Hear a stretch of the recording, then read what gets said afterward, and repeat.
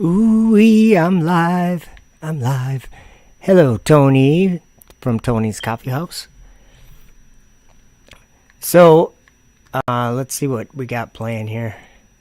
Oh, let's go on a little journey together and learn something that I've been learning. Like, we have to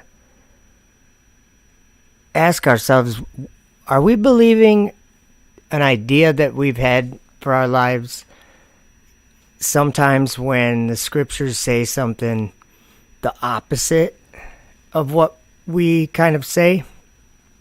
Like, are we checking ourselves? Sorry, my voice is a little dry here. So these rocket launches are crazy, you know. I'm just kidding, of course. This is just a video I'm playing. So first, what I want to talk about, did you see the title of this? Let's go to this. Let me just bring you to my desktop because that's where we're going to be for a minute. We're going to start in where did that go? Okay. Oh, I'm on that page. I wanted to open up Genesis 1. There's something that, you know, it's really simple, and I'm sure you've thought about it, you've understood it. Hello, Thomas Morgan and Elizabeth Borson. Good to see you guys. Genesis 1. So, the verse that I want to point out something in is verse 2. So it's the second verse in our Bible. It says, "And the earth was without form and void, and darkness was upon the face of the deep, and the Spirit of God moved upon the face of the waters." So, this word, darkness, it's a real word, and it's not a difficult word. Hi, Tom Buddhist, good to see you. I just saw you maybe an hour ago. I think it was Critical Inception's channel. I think I saw you over there. So, look what it says about the darkness, though. Okay, so this is where we're going to learn about darkness, right? It's a good place anyway. Hello, Chantel Robichaud. If I probably butchered that, I'm sorry. Robichaud? I have no idea. I don't know how to... Hey, Will. Good to see you. It's cool. I haven't gone live from my computer for a while. So... Whoa! Sorry, guys. I had my ringer on. I didn't know. I better turn that off. Let's see here. Sorry, guys. Okay. So, we could learn something from Genesis. Hi, Cheyenne. And Chemtrail Cowboy. Awesome. Darkness. It's a simple thing, but it's not so simple, really. I always... Hey, Dank. Good to see you. I always just thought of it as the absence of light, you know, that, like, if you're, I mean, just a simple thing, if you're in the closet and you have the door closed and you have the light off, it's going to be dark in there, right? When you turn the light on, it's not dark anymore. It's like they're opposite of each other. So, and we all know this. I'm not like saying anything that you guys don't know.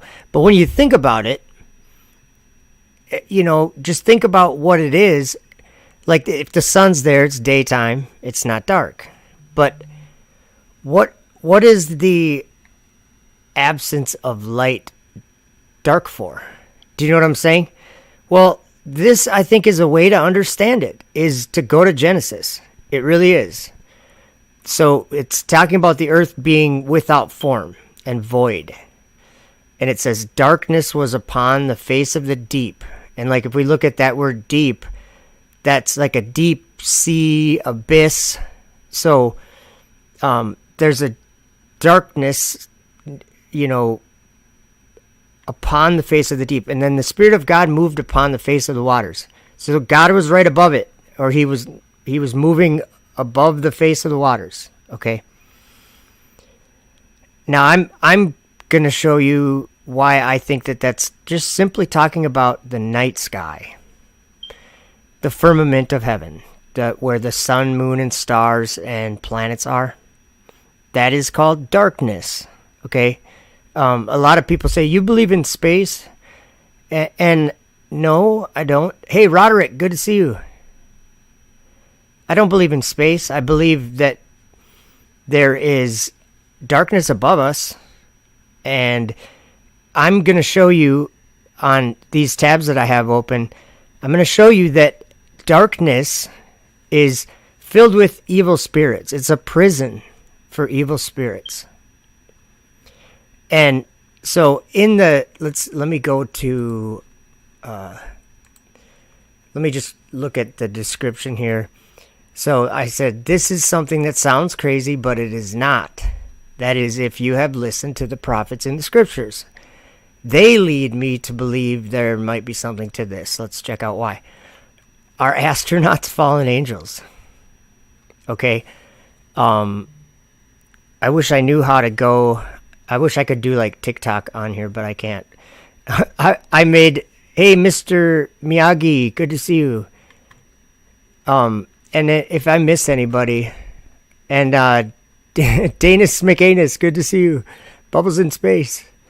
So darkness was upon the face of the deep. Like it's just a simple thing, I guess. So then, and God said, let there be light, and there was light. And God saw the light, that it was good, and God divided the light from the darkness. And hey, Stephanie Island girl. But so we have just like what I was saying. I mean, they're like opposites. You have light and you have darkness. And hey, Tadius Flugible, good to see you. I'm probably saying names wrong. I'm sorry. So it says here, he divided the light from the darkness, and God called the light day. We still call that the light part of the day is day. I mean, when the sun's around, it's daytime, right? So we haven't changed from this understanding. The whole world even is still under this understanding of so far what we are here. The darkness he called night. Hey, Anthony Dickinson, good to see you, brother. So the darkness he called night. That's what he called it. Look at, he called the firmament heaven. Do you see he named things as he was creating them? You know, I don't know what it looked like. I'm just saying here we have a clear account. Now we can look at so many other accounts that match with this, of this creation. But the darkness he called night. So when we look up at the night sky, and we all know that it's the color of darkness, right? Black.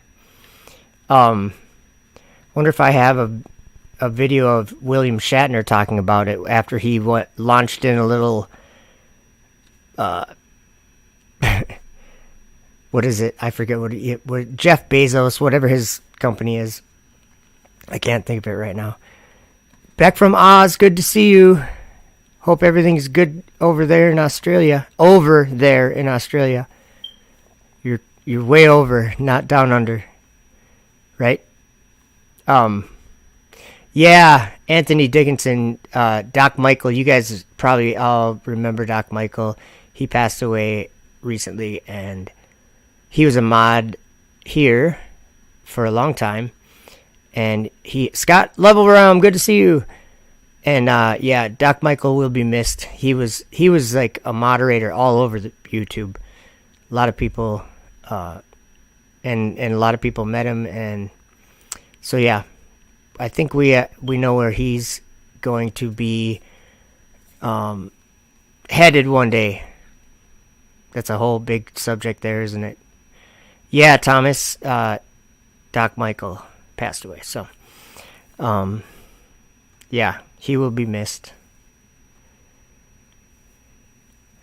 So thank you, Anthony, for bringing that up, because yeah, I heard that from Karen B, and I was like, man, that's just like Rob Skiba. It's like you you feel like you know these people so well. And that's one cool thing about the internet. Because you know how there's like a cliche idea of like people would be fake on the internet, and it happens. But like on these platforms, when you have a channel and you speak in chat or whatever as your channel, that there's not. I mean, you can tell when someone's like a troll or a bot or whatever. I know all of you people. That's why like that's pretty cool. So anyway, this excuse me, this place of darkness, okay, it's in the biblical creation, the account of creation that we get from Genesis. Let's look at what am I thinking of? Maybe it's, let's see here. I might be way off here. Is it Jubilees 2? I don't know if I am or not. Let's just take a quick look here. Write the complete history. Okay, yeah, let's read this a little bit. Okay. And the angel of the presence spake to Moses according to the word of the Lord, saying, write the complete history of the creation, how in 6 days the Lord God finished all his works and all that he created, and kept Sabbath on the 7th day, and hallowed it for all ages, and appointed it as a sign for all his works. For on the first day he created the heavens which are above, and the earth, and the waters, and all the spirits which serve before him, the angels of the presence, the angels of sanctification, and the angels of the spirit of fire, and the angels of the spirit of the winds, and the angels of the spirit of the clouds, and of darkness. There's our word that we're going to look for here. And of snow and hail and hoarfrost, and the angels of the voices of the thunder and of the lightning, and the angels of the spirits of cold and of heat, and of winter, and of spring, and of autumn, and of summer, and of all the spirits of his creatures which are in the heavens and on the earth. He created the abysses and the darkness. There it is, right there, the abysses and the darkness, eventide and night, and the light, day, or dawn and day, which he hath prepared in the knowledge of his heart. Was that complete enough of what he created on the first day? Wow. That's a busy first day, I'll tell you what. Okay, let's just see. Let's just look. He created the firmament on the second day. It says, on the second day he created the firmament in the midst of the waters, and the waters were divided on that day. Half of them went up above, and half of them went down below the firmament, that was in the midst over the face of the whole earth. And this was the only work God created on the second day. Oh, that's all? I'm just kidding. So I want to show you another. Okay, so we're going to learn about this darkness, though, because I'm learning about it. That's why, this is what some of these things are that I'm going to point out.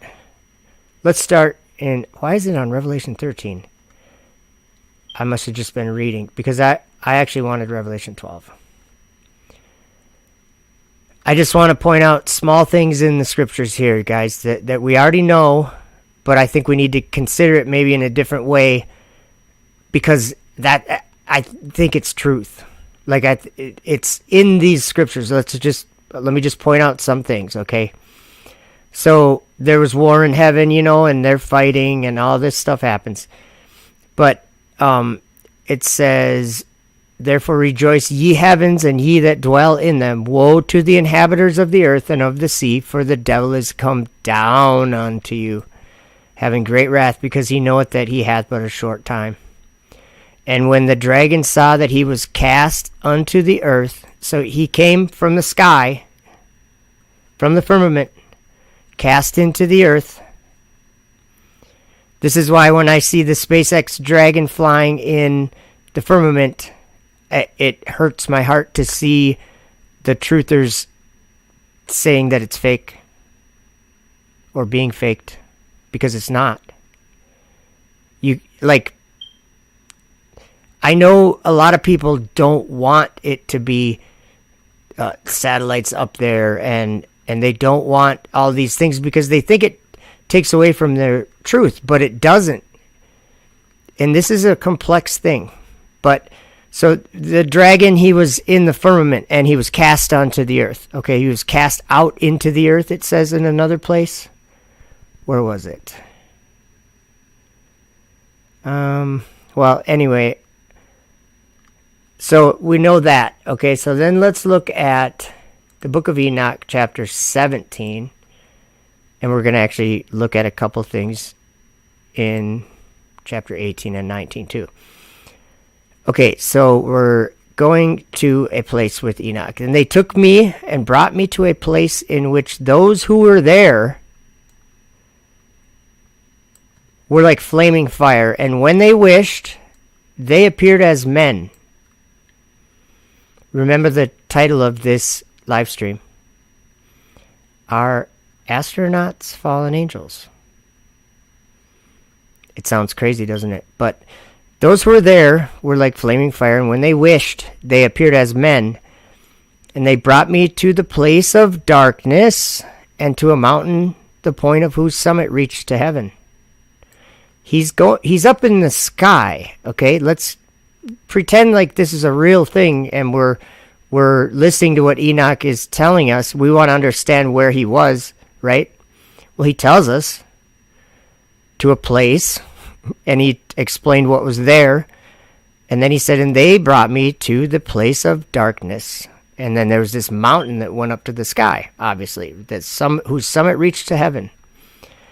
And I saw the places of the luminaries and the treasuries of the stars and of the thunder and in the uttermost depths. So notice how he's describing things in the sky, clearly. The luminaries, the stars, the thunder. And then he says, and in the uttermost depth, where were a fiery bow and arrows and their quiver and a fiery sword and all the lightnings. Okay, and they took me to the living waters and to the fire of the west, which receives every setting of the sun. And I came to a river of fire, in which the fire flows like water and discharges itself into the great sea. We're still in the sky, you guys. The great sea. This is not our oceans. This is the one above. This is the waters above that we were just reading, where he divided the waters. Half of them went up and half of them went below. So that great sea up there, keep that in mind. And YouTube's telling me, let's see here. It says viewers will experience buffering. Well, I'm not worried about it. I think my internet's probably fine. And hopefully you guys are hearing me clearly. Okay, I'm just going to read a little bit more. But that great sea towards the west, I saw the great rivers and came to the great river and to the great darkness. There it is again. And went to the place where no flesh walks. I saw the mountains of the darkness of winter and the place whence all the waters of the deep flow. Still up in the air, you guys. I saw the mouths of all the rivers of the earth and the mouth of the deep. Okay, he's still up in the air. I saw the treasuries of all... This is the next chapter, but he's continuing on. I saw the treasuries of all the winds. I saw how he had furnished with them the whole creation and the firm foundations of the earth. So God furnished the firm foundations of the earth with the winds. That's what it appears to be here. Check this out in verse 2. And I saw the cornerstone of the earth. I saw the four winds, which bear the earth and the firmament of the heaven. So the firmament is held up by the winds. That's the foundations of the earth. And I saw how the winds stretch out the vaults of heaven, like the firmaments. It stretches them out. The air does, apparently. The winds. And have their station between heaven and earth. These are the pillars of the heaven. So they hold up the heaven. And look what it says here. I saw the winds of heaven which turn and bring the circumference of the sun and the stars, all the stars, to their setting. That's exactly what we experience, you guys. That's what I've been arguing on my channel for a long time. We experience or observe, or however you want to say it, the reality we live in has a rotating sky. The reality that we all live in, we call it the earth, and we call the sky, whatever we call it, but it's turning. Everything in it is on a course that was ordained by God at the very beginning. And actually here in this chapter, we learn that it appears to be at the beginning, it would have been, what day did it was the fourth day that he created the sun, moon, and the stars. Because it doesn't mention him creating planets, but it says stars, sun, moon, and stars. But we can learn what the planets are right here. I just want to show you this. I saw there's, so he's, where does it say here? Okay, and beyond these mountains, okay, verse 10, is a region, the end of the great earth, where the heavens were completed. And I saw a deep abyss, with columns of heavenly fire, and among them I saw columns of fire fall, which were beyond measure, alike toward the height and towards the depth. And beyond that abyss, I saw a place which had no firmament of the heaven above, and no firmly founded earth beneath it. There was no water upon it, and no birds, but it was a waste and horrible place. So where is he? I think he's in the sky. Because look what he says. I saw there 7 stars, like great burning mountains. And to me, when I inquired regarding them, the angel said, this place is the end of heaven and earth. This has become a prison for the stars and the host of heaven. This is darkness, you guys. If you, let's see, this place is at the end of heaven and earth. So it's outer darkness. It's like at the end of the earth. Why do you think that a rocket has to go sideways at what they think is orbital velocity? Why does that have to happen? Because they're going out. They're going to the sides of the pit. The sides, okay, let's go back to the darkness. But this says here that there's stars. It says they transgressed the commandment of the Lord in the beginning of their rising. So to me, that would be like the fourth day, or it doesn't specifically say that, but at the beginning of their rising. So whenever they did it was at the beginning of what they were doing. It says, because they did not come forth at their appointed times. And he was angry with them and bound them till the time when their guilt should be consummated, even for 10,000 years. So he bound them. Bound them. Yes, Cheyenne, the wheel in the sky keeps on turning. It's true. The world that we live in, the world that you live in, even if you think you're on a globe, the world you live in has a rotating sky. It goes in a circle above you. Depending on which direction you're looking, there's a lot of different things you can see, but the stars are all moving on a course. It's as if they're flying through the air, or above the air, whatever. Those lights are moving. And there's no debating that or arguing that, because that wouldn't make any sense, because all the person debating would have to do is say, let's go outside and watch the stars for 5 minutes and let me prove you wrong. The stars are rotating.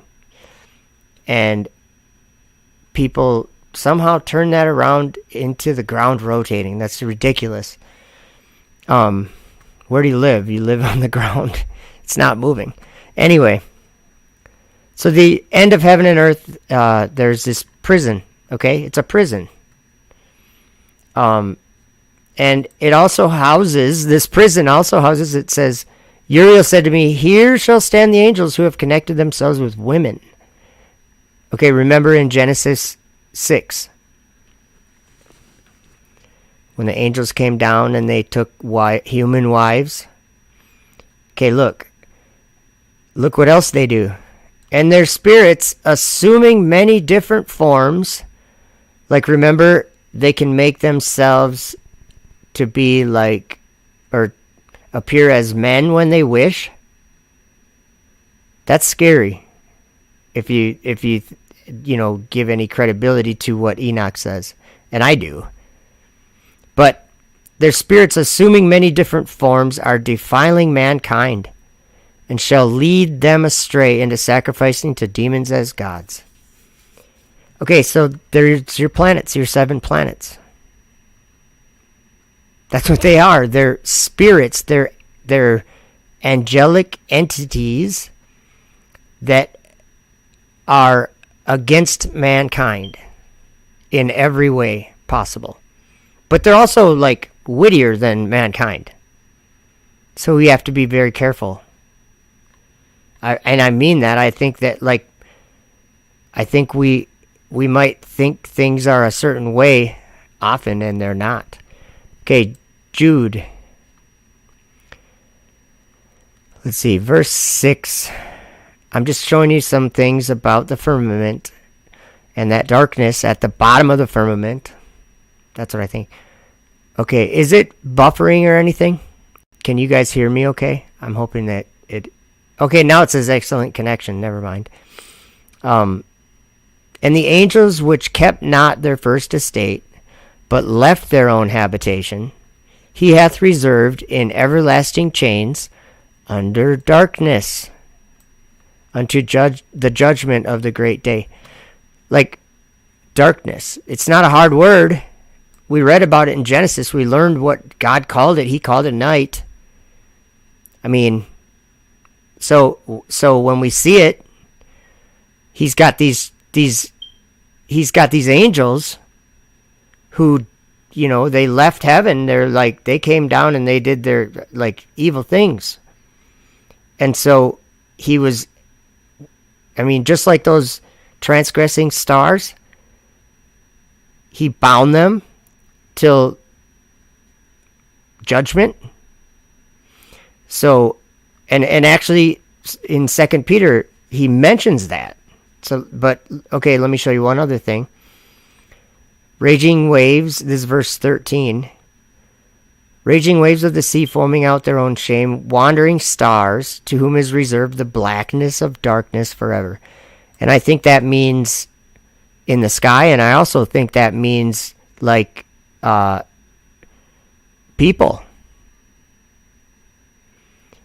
And then look at Enoch's mentioned right there. And Enoch also, the 7th from Adam, prophesied of these, saying, Behold, the Lord cometh with 10,000 of his saints to execute judgment upon all, and to convince all that are ungodly among them of all their ungodly deeds which they have ungodly committed, and of all their hard speeches which ungodly sinners have spoken against him.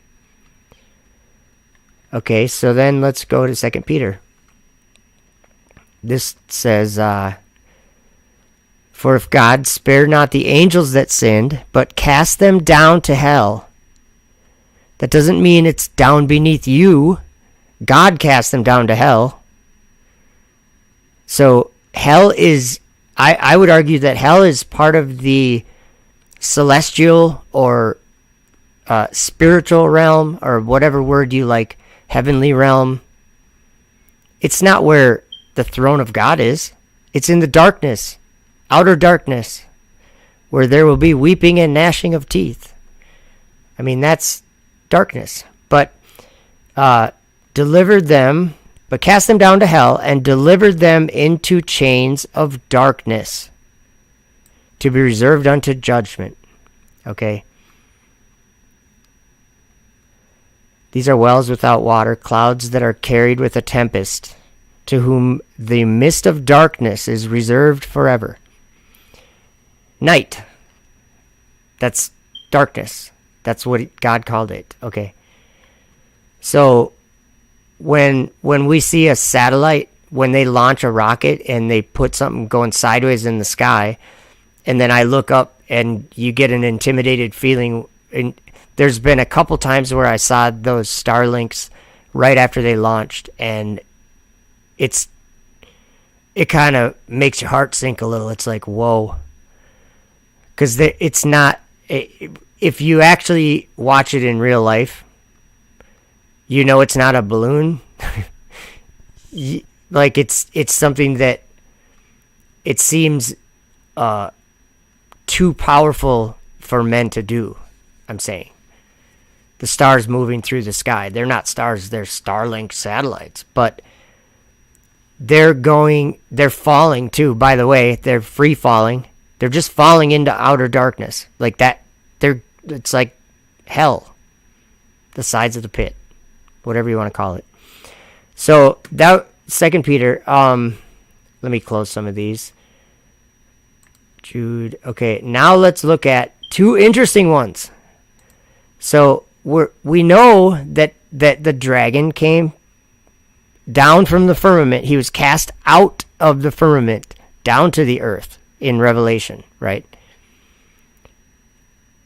Yeah, Tadius, that's the way I look at it, because it's that just the way that the words are written. It's Tadius says, very important point, that hell is not below us but below God.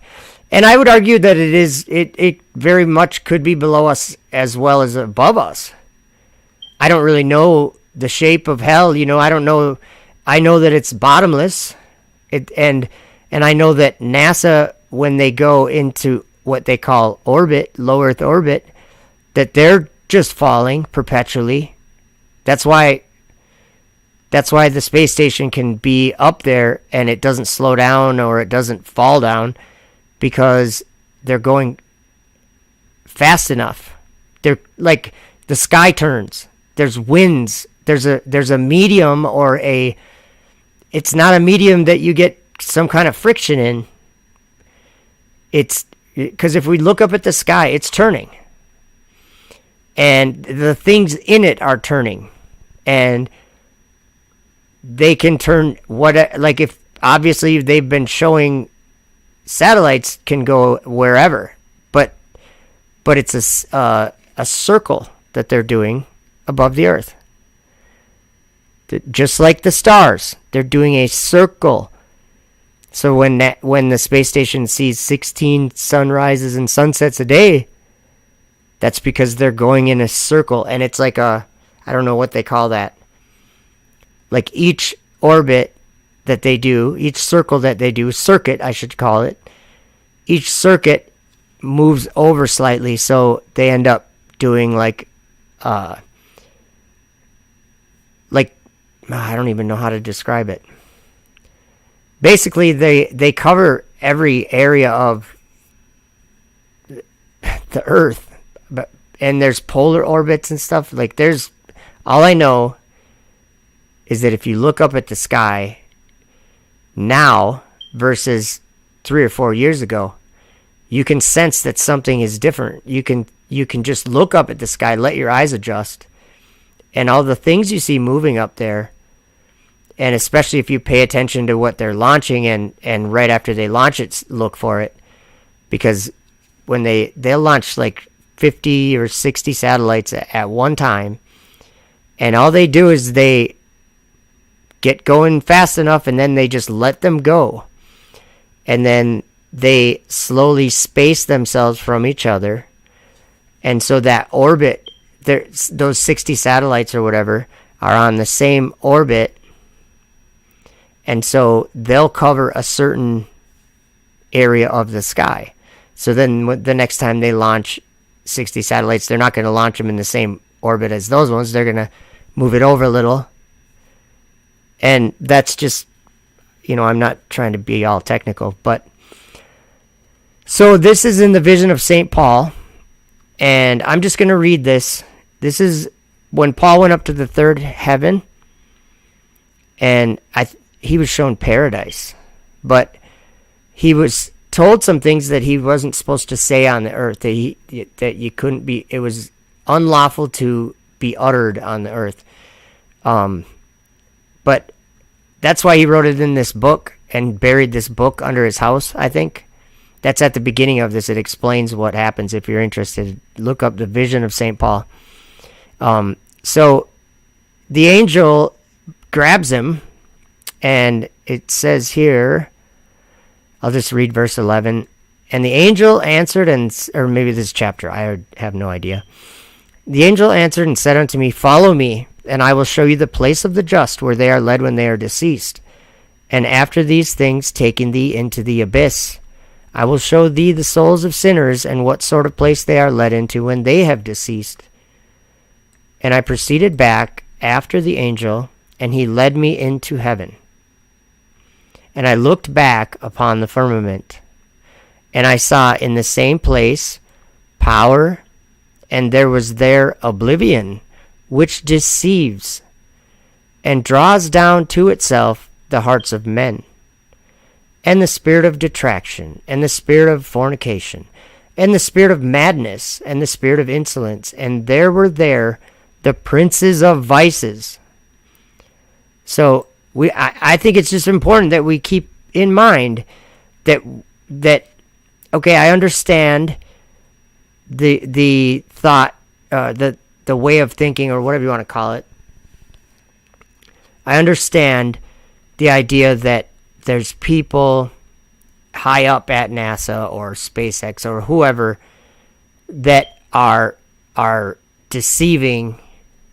purposefully deceiving the masses by faking space. That's a thought, whatever you want to call it. That's a way of thinking that a lot of people have. And you can have that thought process. That's maybe the word I was looking for. That's fine. I'm not trying to take that away. I'm not trying to change that. But I think it's very important to entertain or consider this crazy notion of astronauts. If you think about, which verse am I looking for here? It's in Revelation. So anyway, Paul he looked back on the firmament, and he saw under the firmament all these evil spirits and this power that deceives and draws down to itself the hearts of men. So that's one, I guess, verse or whatever you want to call it. Now, the ascension of Isaiah. And if you think these books are controversial and they shouldn't be read or something, that's fine. But I've read these, and they have so much in them that I can't explain it with words. When somebody writes, like the first time I read this, I was just in awe of the information that is in it. Not because it's like crazy or something, but because it explains things that I didn't understand that other prophets wrote. Like I think that they reveal things at a certain time for anyone. You don't have to be. All I'm trying to point out here is that beware of darkness. Like, so what does NASA and SpaceX do? Oh, let's go there. Okay, that's what I'm saying is it's not a good place to go. And it's a place where if you go there, you're going to be deceived by those angels. They're going to deceive you. So this technology of rocketry and anything having to do with the solar system or space, this is all evil. But let's look about the firmament. So same thing happened to Isaiah, son of Amos, same Isaiah that wrote the book of Isaiah in the Bible. This is a vision he had, or it's not a vision he had. This was, it is. And the vision which Isaiah saw, okay. So this angel comes and gets him, and verse 3, having seized me by my hand, raised me on high, and I said unto him, okay, let's see. So the angel, when I have raised thee on high, through the various degrees, and made thee see the vision on account of which I have been sent, then thou wilt understand who I am, but my name thou dost not know. So the angel didn't want to tell him his name, but he said he would know by the time the vision was explained or whatever, or he had the vision. So anyway, so here's where verse 9, look what it says. And we ascended to the firmament, I and he's talking about the angel, and there I saw Samuel and his hosts, and there was great fighting therein, and the angels of Satan were envying one another. Yes, that's in the firmament, guys. Right there. Okay, so this is when he was ascending up through the firmament, or through the layers of heaven, the 7 heavens or whatever. So let's just read a couple more verses. And as above, so on the earth, for the likeness of that which is in the firmament is here on the earth. And I said unto the angel who was with me, what is this war, and what is this envying? Because he saw this angels of Satan envying one another. And he said unto me, so has it been since the world was made until now, and this war will continue till he whom thou shalt see will come and destroy him. And afterward he caused me to ascend to that which is above the firmament, which is the first heaven. Okay, so that's Isaiah saw angels of Satan, okay, and they were in the firmament envying and fighting, okay. So then he goes up to heaven, and then he meets the Son of God in heaven. He's told that his name will be called Jesus, or Lord Jesus Christ, I think. And then he said, but his name you can't know when you're in your flesh. You have to have a heavenly garment. And that's another part of it. But so he actually was going down when Jesus was descending through the layers of heaven. And in chapter 10 here, so the Father said to well, here, let's just read from verse 7 here. And I heard the voice of the Most High, the Father of my Lord, saying to my Lord Christ, who will be called Jesus, go forth and descend through all the heavens, and thou wilt descend to the firmament and that world. To the angel in Sheol thou wilt descend, but to Haguel thou wilt not go. And thou wilt become like unto the likeness of all the 5 heavens. Look what it says about this the last one he goes through, which is the firmament, I guess is what he calls it. Hey, Jesus Freak Computer Geek! Good to see you. Hope you're doing well. Hope everything's going good on your stuff you're working on. So look what he says about in verse 10. And thou wilt be careful to become like the form of the angels of the firmament, and the angels also who are in Sheol. Okay, this is what I'm trying to point out, is that the firmament includes a deep abyss. And you know when if we looked at, now don't quote me on which firmament, I don't know if it's the 3rd layer, but I believe that Paul saw paradise in the 3rd heaven.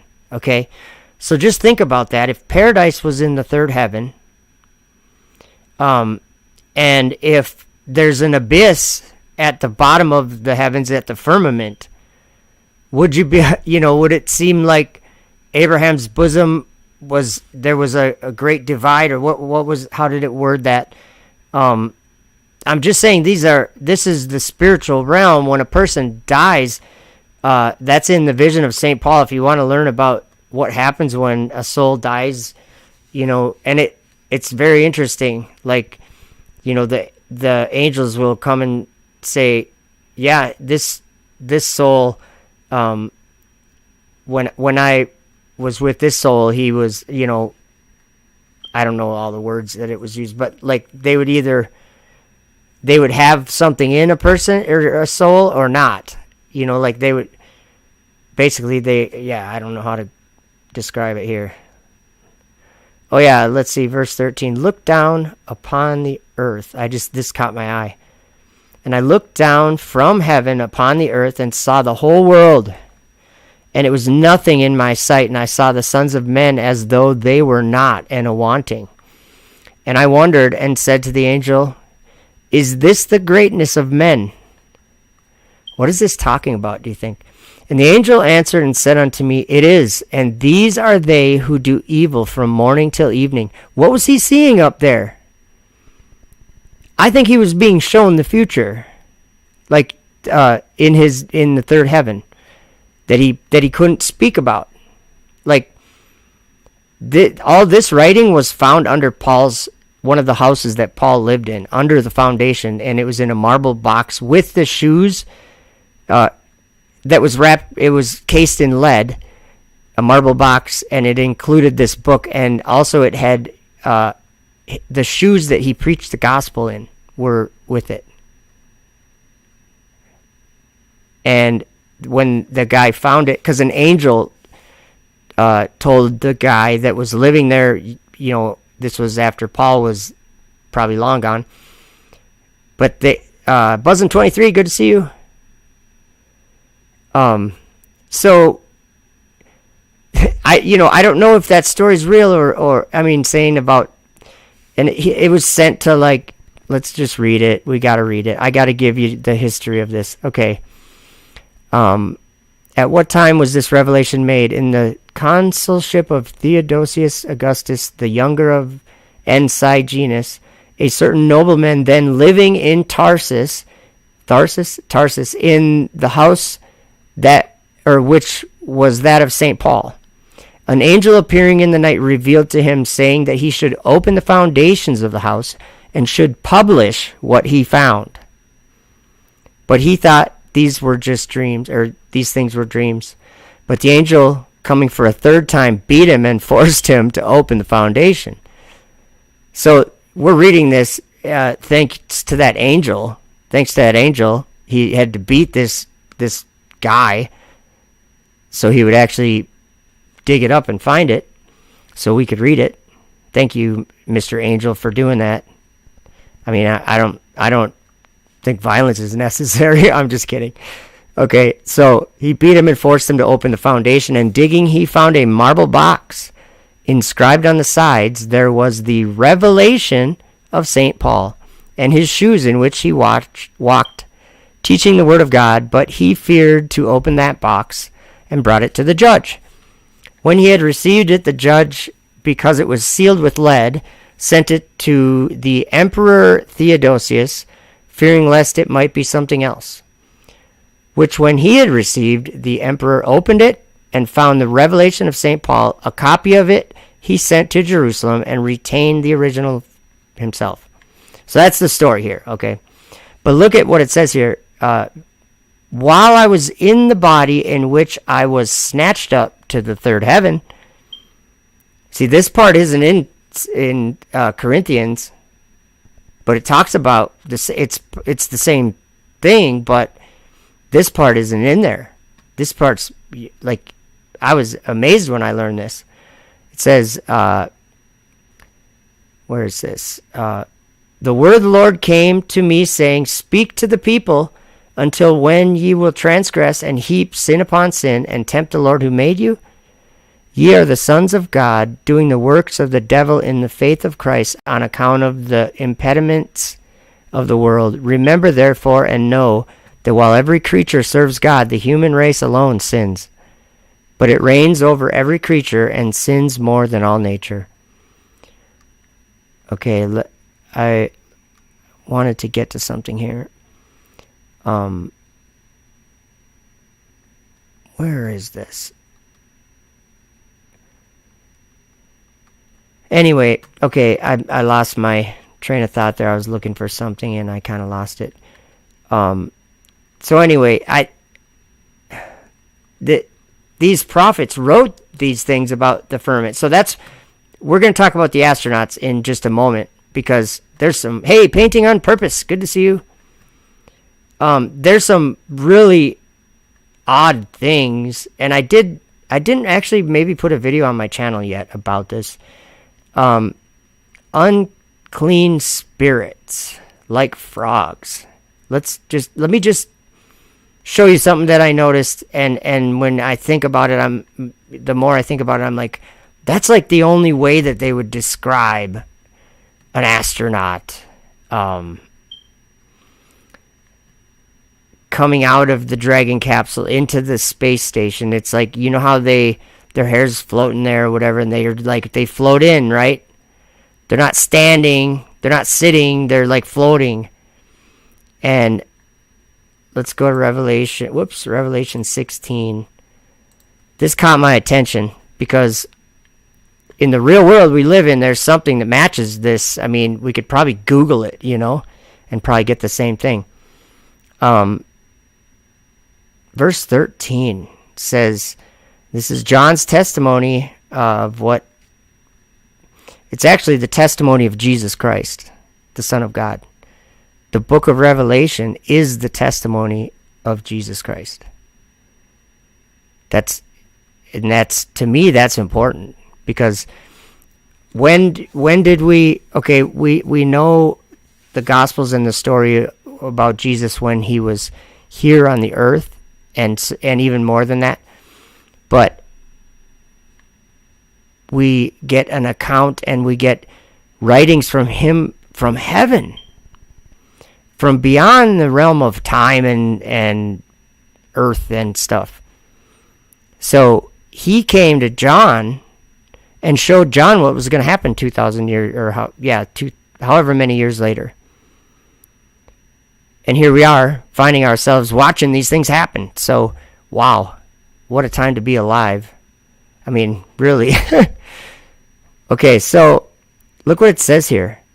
And I saw 3 unclean spirits, like frogs, come out of the mouth of the dragon, and out of the mouth of the beast, and out of the mouth of the false prophet. I just want to show you something.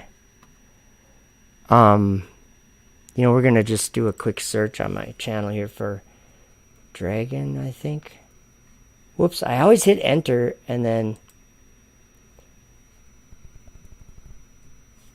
I screwed it up. Okay, let's see.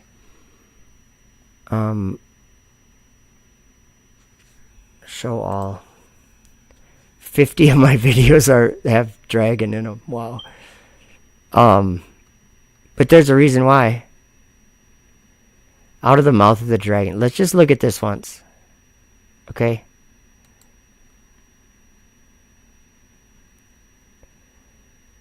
I guess we get an ad. Sorry, guys. Even though I don't monetize my channel, but they make me watch. Look at this. They make me watch ads. That's crazy. Okay. Okay, let me start it over. Okay, here we go. I think you guys will get what I'm saying here. It's a beast.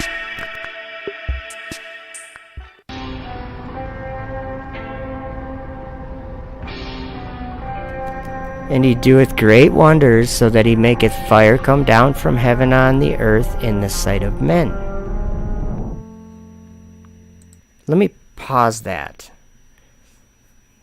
So, you know how people, the same group of people that I was talking about are seeking this truth.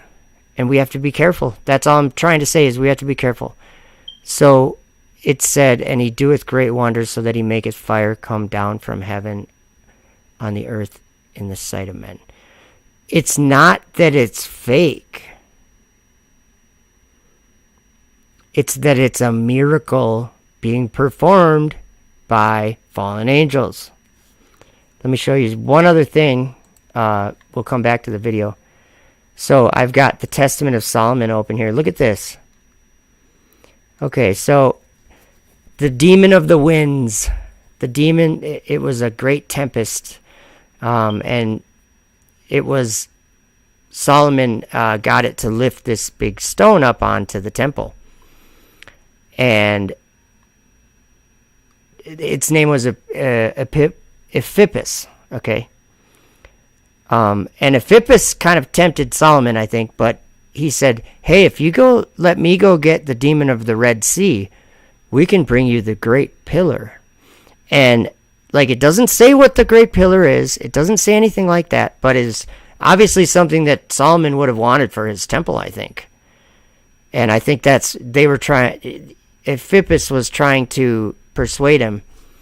But Solomon told him to go get the demon of the Red Sea and bring the great pillar. So Solomon, I don't think he fell for it, because you'll find out that he actually outwitted them. But that's how they were working. And so look what it says here. And Ephippus led the demon of the Red Sea with the column. So it just says the column, okay? But just wait. And they both took the column and raised it aloft from the earth. What does it mean to raise something aloft from the earth? It would be to fly in the sky, to lift it up into the sky, right? It says, and this is Solomon here, and I outwitted these two spirits so that they could not shake the entire earth in a moment of time. And then I sealed round with my ring on this side and that, and said, watch. And the spirits have remained upholding it until this day. For proof of the wisdom vouchsafed to me. Okay, ready? And there the pillar was hanging of enormous size in midair, supported by the winds. And thus the spirits appeared underneath like air supporting it. And if one looked fixedly, the pillar is a little oblique, being supported by the spirits. And it is so today. Now, I don't care when this was written, but to me that's something. That's, okay, this pillar being lifted off of the earth, and then being born through the air, and it's of enormous size. So do you guys see that? That's how some of this becomes, I guess, viable writings to me. When they speak of today, I think that God uses probably many different books in many different ways. But today, he's been showing me this. Okay, so this landing of rockets, it's not that it's fake. It may be something we laugh at because it's like, yeah, what are you even going to accomplish doing that? Reusable rockets so we can go to the abyss. Like, they don't understand. They're exploring. That's what they think they're doing. It's not that they're faking anything. They don't have, that's not the kind of deception that the Bible describes. The dragon deceived the whole world, and not most of the world. It just doesn't say he deceived a good part of the world, but not everybody. It doesn't say that. He deceived everyone. So anyway, that pillar, where is it here? So, he does great signs and wonders. Well, this great sign, let's look back at our video. Okay, here we go.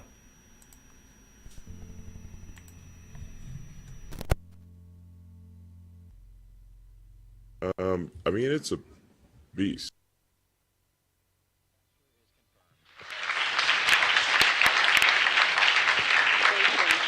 Congratulations on a wonderful capture. You've made a lot of folks happy down here over in Hawthorne and right here in Houston. Great job, guys.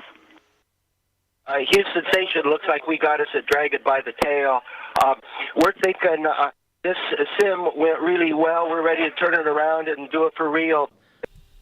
And I saw 3 unclean spirits like frogs come out of the mouth of the dragon, and out of the mouth of the beast, and out of the mouth of the false prophet. The 3 of you look great inside the dragon.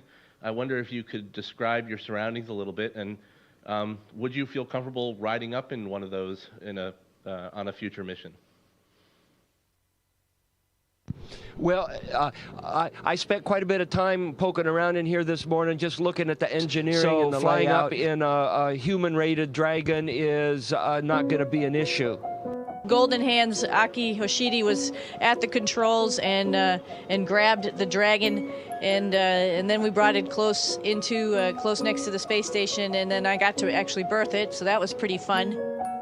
a lot of cargo. You might see behind me, we started taking stuff out. Some of the white bags right behind me is all the cargo. This is a crew care package which we got. We also got a little dessert. So I want to point this out too. Look what it says on the screen. And the dragon gave him his power and his seed and great authority. So this first beast in Revelation 13 that came up from the sea, I think that's talking about that darkness, those dark waters, that the Spirit of God was moving over the face of the waters of the deep, the darkness. Okay. I think that's the beast. The first beast in Revelation 13 is this thing that she's on right now. It is a trick. Okay, you know when they built the Tower of Babel, I don't think Nimrod was just your average Joe. Nimrod had I don't know all the different names, like the spirit of Apollo. That would be, yeah. Think of Apollo 11. It's the first time they go into that outer darkness and like think they go to the moon. I would argue that all the pictures from the moon and everything are actual legit, but that they never really went to the moon. They think they did. They experienced all that stuff.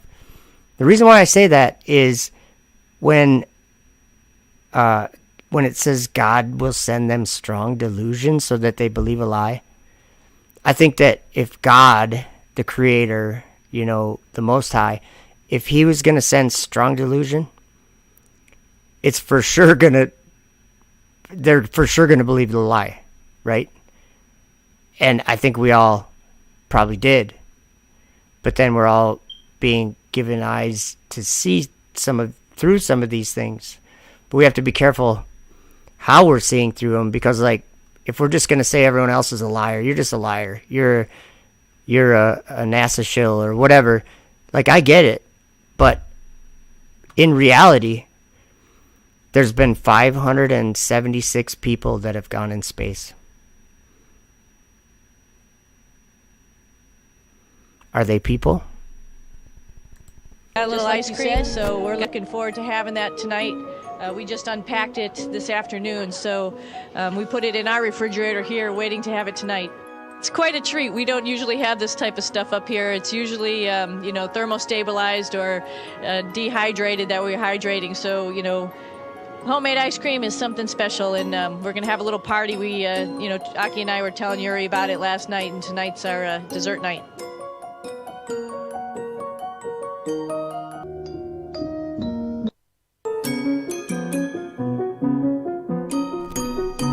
Are we dealing with something else, you guys?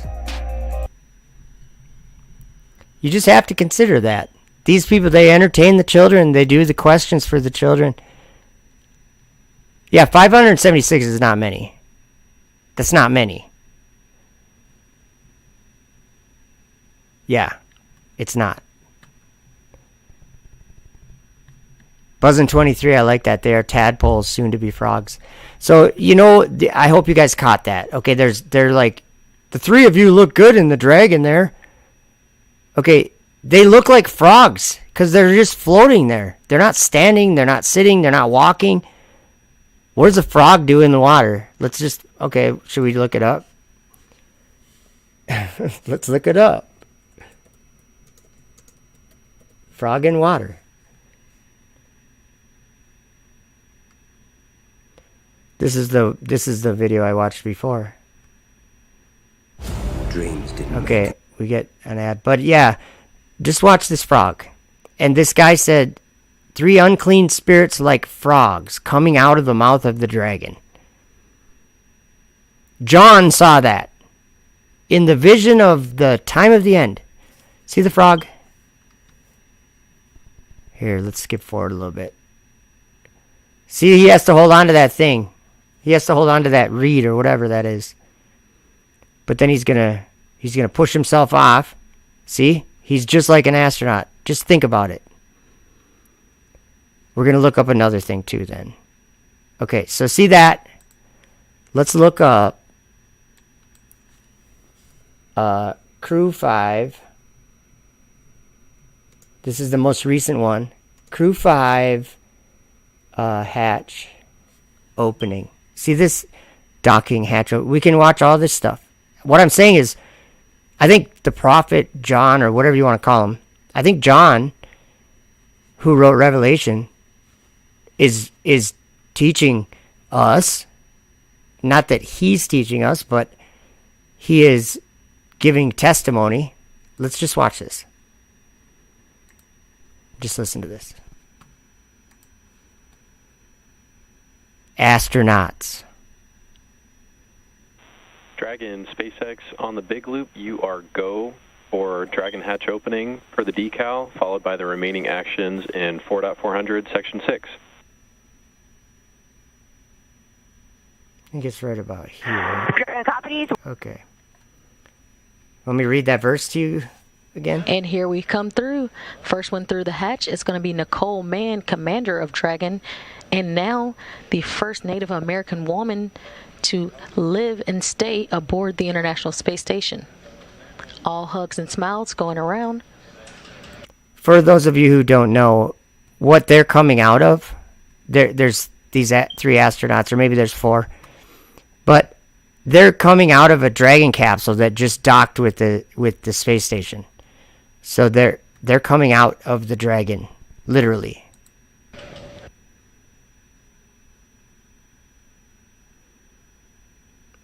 I saw 3 unclean spirits like frogs. Next one through the hatch is Josh Cassada, the pilot of Dragon. He's getting his welcome and hellos from Did you the see crew those of the eyes? International Wow. Space Station. Let's look at those eyes quick. I don't know. Hold on. Next. Okay, let's go slow. You just gotta see this. She's like happy to be there, I think. Happy to get out of the dragon's mouth. What do we do here? Playback speed 0.25. Let's just watch this lady right here. This is pretty good. She is excited to be there. The hatch. She's super excited. Is Josh Cassada. Sorry, I'm just having some fun. Pilot. Whoa, party! I'm so happy to see you. She was pretty excited about that. Okay, enough of that. He's getting hit. Do you guys get the point? Okay, there's so many things like this. So many things like this where it's just too... Let me show you another one. Or wait, I don't want to get off of my... I don't want to... Okay. I just want to go back to 17 here. Remember that in this darkness, this place of darkness, which God called night, remember? Okay, this place of darkness had those who were there were like flaming fire, and when they wished, they appeared as men. Maybe 576 of them. And let me show you the reason why. Let's look back at that Revelation verse. We didn't read the next verse. We got to read the next verse, okay? So I'm going to read them both. And I saw 3 unclean spirits like frogs come out of the mouth of the dragon, and out of the mouth of the beast, and out of the mouth of the false prophet. For they are the spirits of devils, working miracles, which go forth unto the kings of the earth and of the whole world, to gather them to the battle of that great day of God Almighty. Behold, I come as a thief. Blessed is he that watcheth and keepeth his garments, lest he walk naked and they see his shame. And he gathered them together into a place called in the Hebrew tongue Armageddon. See, that's where, I don't know all the things people say. I don't listen to any. I can't stand to listen to people talk about this stuff usually, because they're all talking about, it seems as if they're all talking about something happening down here on the ground, and a battle for Jerusalem or whatever. No, I don't think it's like that. I think New Jerusalem is probably, I'm guessing, in the third heaven, where Paul went. he saw that city. Actually, you want to know? Let me show you guys something. This is awesome. This is one of my favorite books, the Apocalypse of whatever it's called, the Vision of St. Paul. There's amazing things. There's this, he mentions this place called Oceanus. And maybe like, how do you do, what is it? Control F? Yeah. Oceanus. Oh, there it is right there. Nice. Okay. And he took me down from the third heaven and led me into the second heaven. And again, he led me on to the firmament, and from the firmament, he led me over the doors of heaven. The beginning of its foundation was on a river which waters all the earth. And I asked the angel and said, Lord, what is this river of water? And he said to me, this is Oceanus. And suddenly I went out of heaven, and I understood that it is the light of heaven which lightens all the earth. For the land there is 7 times brighter than silver. And I said, Lord, what is this place? And he said unto me, this is the land of promise. So it's in the second heaven. It says, this is the land of promise. Hast thou never heard what is written? Blessed are the meek, for they shall inherit the earth. The souls therefore of the just, when they have gone out of the body, are meanwhile dismissed to this place. So, is that saying that the souls of the just are in the second heaven? Is that what that's saying? Maybe I'm confused. Is that what that's saying? Let's read that again. So he asked him, what is this place? He said to me, this is the land of promise, the promised land. Hast thou never heard what is written? Blessed are the meek, for they shall inherit the earth. The souls, therefore, of the just, when they have gone out of the body, are meanwhile dismissed to this place. They go to the second heaven. When we pass away, if we're just, the souls, if we're a soul of the just, we go to the second heaven. And I would argue that that is also probably where Sheol is, or torment, or what's it called? I can't remember what it's called. But you have Abraham's bosom. We could talk about that whole thing, but I think that's where your spirit goes to await the resurrection, or your soul, or whatever you want to call it. Okay, so then it says, look at what he asked the angel. Now, this is what I'm talking about when I talk about like flat Earth being something very important. I know it's all ridiculed and whatever. Who cares? But it's true. So check it out. How many of us have found it to be truth when we did not know it before? Many of us, right? Well, check this out. Paul asks him, and I said to the angel, then this land will be manifested before the time. Just think about, has there been a flat land, manifested to many people? Just think about it. I'm not saying anything like extreme. I'm just saying, think about that promised land, okay? We don't know. We know it's not made with bricks, right?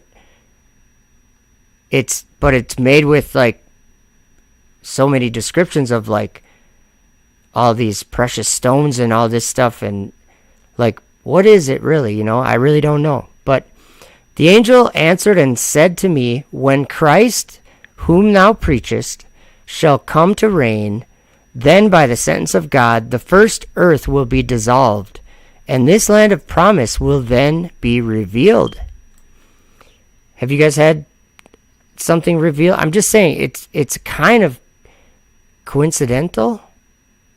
If it's not, like, it just seems. Okay, look what it says. And it will be like dew or cloud, and then the Lord Jesus Christ, the King eternal, will be manifest and will come with all his saints to dwell in it. And he will reign over them 1,000 years, and they will eat of the good things which I now shall show unto thee. So I think Hey, child of the Most High, Yah's child. Good to see you. I just think that we actually might be coming on very soon to this time when he will reign 1,000 years. You know, I don't know, but I believe so. So yeah, it's the land flowing, or a river flowing of milk and honey. Second heaven. Wow. Amazing. I did not ever grasp that before right now. So that is in the firmament. There's a lot going on, obviously. Lots going on in the firmament. And you know what? I should say this just while I have not really spent much time trying to like promote my TikTok account or whatever. But if you go over to TikTok, and it's the same channel name, and I think on my TikTok I have a link to my YouTube, but I got to get a link to my TikTok on my YouTube, something like that, because I've got a lot of videos on there. Today I put up a video with Neil deGrasse Tyson and Sophia the robot, and it's kind of a parody or whatever. It's kind of a comedy thing. But they were talking about, you know, the coronavirus. And it's one of the videos that YouTube took down from my channel. But I made it, and it was cool, and it was funny. It's where Sophia actually gives Neil deGrasse Tyson some good advice about all that fun stuff that I can't talk about on this channel. But yeah, so if you go to TikTok and just type in EFTUPWORLD, you'll wind up, I think I've got like almost 50 videos I put up, and some of them are short, some of them are long, but there's some funny ones. And I think it's fun with TikTok because you can do like GIF images, and it helps explain actually, because like that verse I saw, 3 unclean spirits like frogs. So I got a couple of little astronauts floating, and then I got some frogs kind of swimming around, because it kind of gives you the idea. But anyway, what else did I have to show you or to look at? Let's see here. I got to get my program up here. And there is something I want to show you. Oh, I can't play that video. Oh, yeah, so there's videos that I don't have on this channel I'll be putting up on TikTok. TikTok. Oh, Demons of Arabia. That was Epiphus, or Epiphus. I can't remember. A 4-dimension coin funnel. So this is actually interesting. Listen to Elon Musk explain how SpaceX gets into orbit, or how physics says you get into orbit. But it's interesting what he says, because it's actually quite accurate, like as far as the place of darkness that's above us. It's called nighttime, the night sky, whatever. The sky that all the stars are in, the same firmament that the sun, moon, and stars are in. But I lost my train of thought there. Oh, it's a place that everything in the solar system is actually like, how do I explain it? It's falling. It's perpetually falling. It's a bottomless pit. Anything in the solar system, because the idea of the solar system is there's a sun that we see, the sun, and all these planets orbiting it, right? And they're rotating and spinning and orbiting. Gravity. And so anything that's in that solar system, if it's orbiting another thing like a moon, that means it's falling around it. That's what that means in the solar system. So, but don't believe all that garbage, especially what like your teachers taught you about the solar system. It's all false, because we just learned already from Enoch 18 that those planets are actually angels that sinned against God, and so he bound them in a prison of darkness, the blackness of darkness. So yeah. give me a moment. Let's watch this.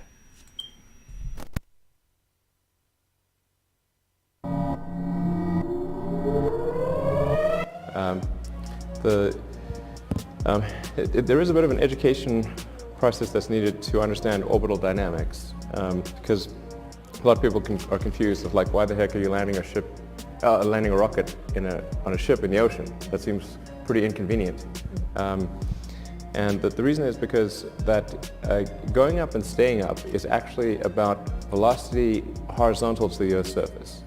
So there's a huge difference between space and orbit. Like space, you could think of as like, say, being the international waters boundary for the Pacific Ocean. Like if you go, 100 miles offshore, you're technically out of coastal waters. Now you're in the. Oh, I just see in the chat. I just had to pause it because I saw Thomas accidentally did probably a butt dial or whatever. So painting on purpose. We're sorry. We didn't mean to time you out. That was Thomas accidentally did that, which is easy to do if you're like, if you have your phone sitting there and you like bump it with your hand, you could delete someone's comment like pretty easily.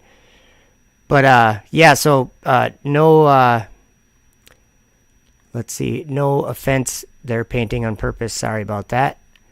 I that happens, and I don't like it when it happens. But when it does, it's like you just want to make sure the person knows it was an accident. So thanks, Thomas, for putting that down right away.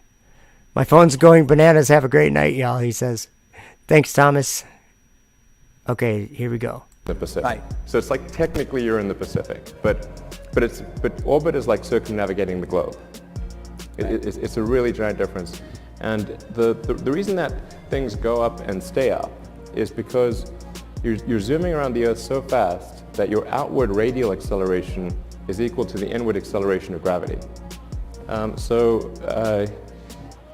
think of like a coin funnel. Like it's very much like that in but it's obviously sort of a four-dimensional coin funnel. But if you spin a marble or a coin on a coin funnel, when it's far out, it sort of spins slowly, and then as it gets closer, it spins faster and faster. And if you okay, I want you to listen to what Enoch or Elon. Sorry, I almost called him Enoch. Dank, I like that. Painting on purpose. When you come back in, if you make a comment, I'm gonna make you a moderator.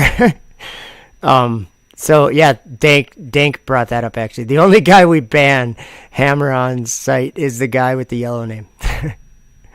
So yeah, we'll do that when, actually I can do that right now, I think. Let's see. Add moderator.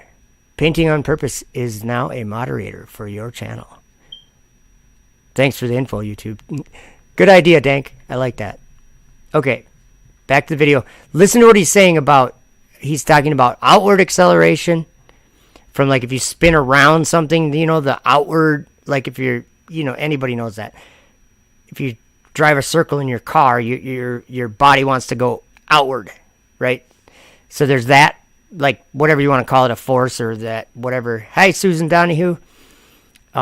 Whatever that force is, but that's what it is you're going outward.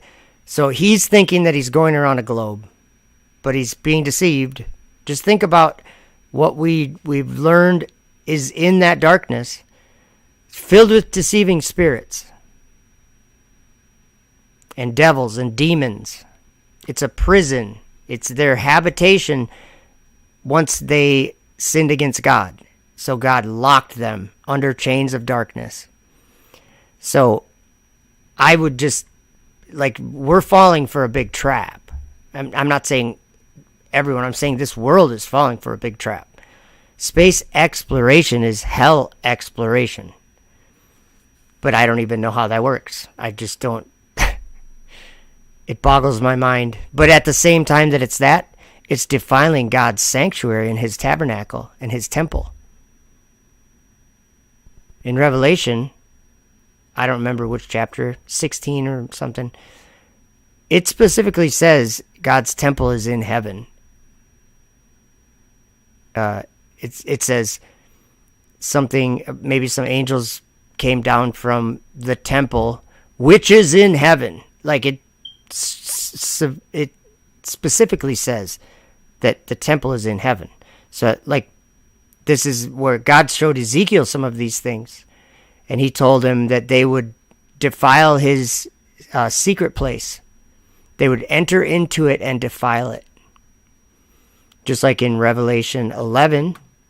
Let's just look at that really quick to refresh our memory about this, the Gentiles treading New Jerusalem underfoot.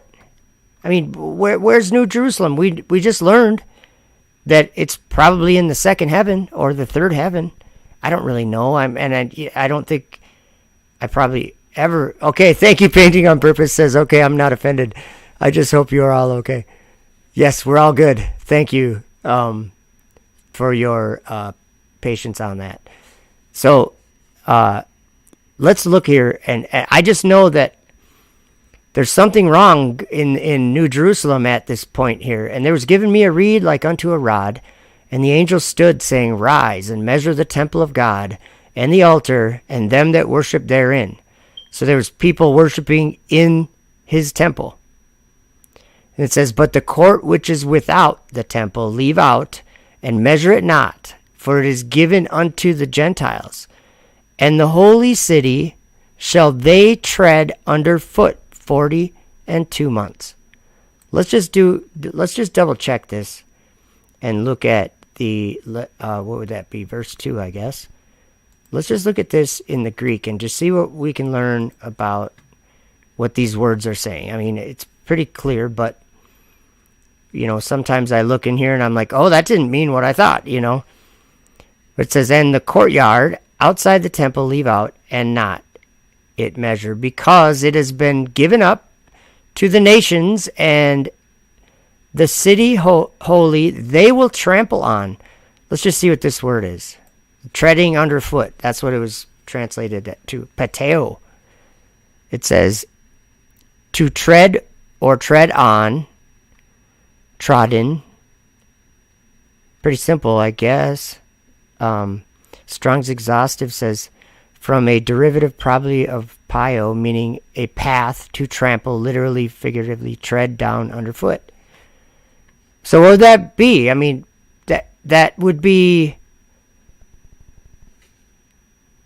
like, what's Elon Musk going to be talking about here? Oh, you know what? I totally thought I was screen sharing. Sorry, guys.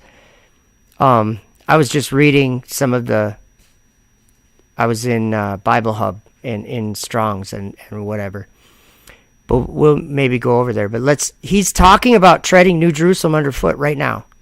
If you were to start at the bottom of the coin funnel and you wanted to exit, you'd spin it horizontally, and it would spin out, and that's really how you get to orbit.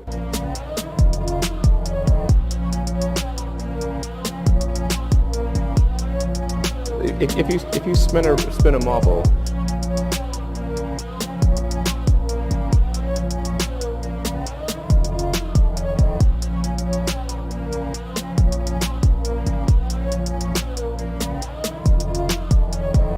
think of it like a coin funnel. This is all wrong. The world is waking up, and change is coming whether you like it or not. Thank you.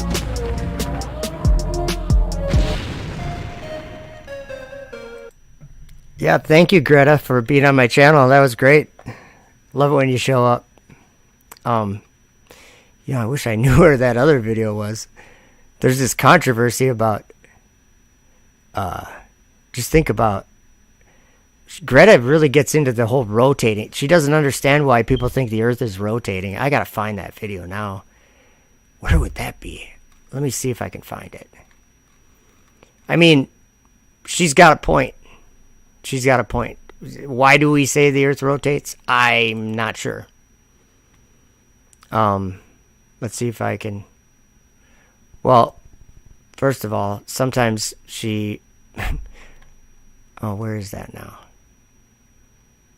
She puts in her complaints like right in the middle of filming her portion of the commercial. Look at this. She ain't happy. How did I end up on the Effed Up World TV channel? I didn't sign up for this. Guess you don't have to sign up. That's what the beauty of YouTube. Oh, flatten the curve. Okay, hold on a minute. Okay, here. Now again, this is the great curve they Terrible. talk about, plus or minus. That's what all you hear. That's what you hear every day on TV.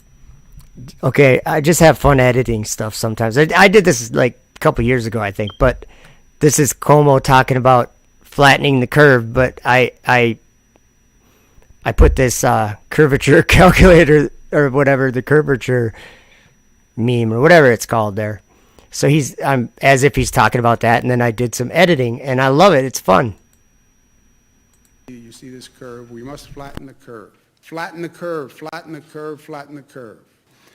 The concept is right. Flatten the curve. When they say this, I don't think of a curve. I think of a wave. And the wave is going to break. We're doing everything we can to flatten the curve. Everybody on the globe is flatten the curve. Everybody on the globe, flatten the curve, okay? Flatten the curve. I still didn't find the video that I wanted to find, but I think it's here. Oh man, we got a lot of videos that I haven't played for a long time. Like, I mean, we got old time. We got a lot of them that I would probably get in trouble playing. But let's just see. Greta. That's not the right one. Where's the AI? AI robots talking about flat Earth. Where is that? Oh, am I in the wrong? Let me make sure I wasn't even in the right folder, I don't think. Oh, man. And then, you know, like when I do the ISS interviews. Oh, here's an old video of me playing Simon Dan. Well, today we have another flat earther, and I'm just upset about it. Simon, who? Never heard of her.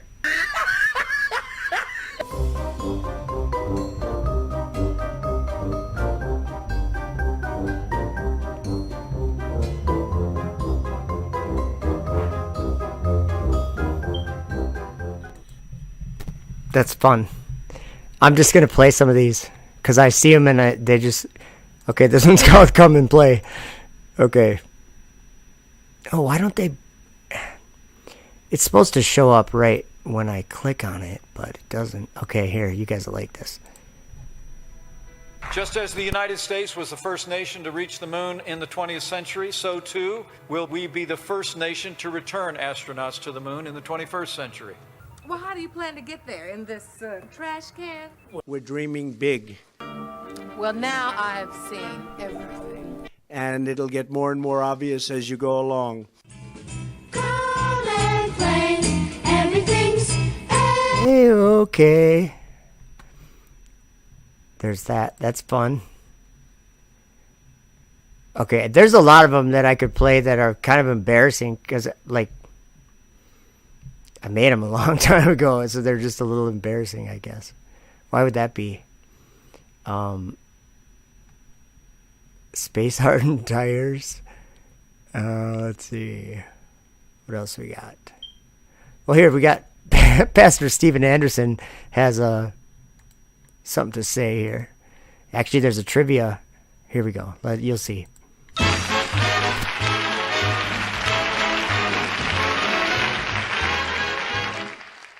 I'm the God of Captain Kirk. I will take Psalm 104, verse 5. King James Version. Who laid the foundations of the earth that it should not be removed forever? The sun's moving, the earth's moving, everything's moving. Now what we believe is that the earth is turning. Up to me after the service and tell me that I'm wrong, and I'll tell you you're stupid.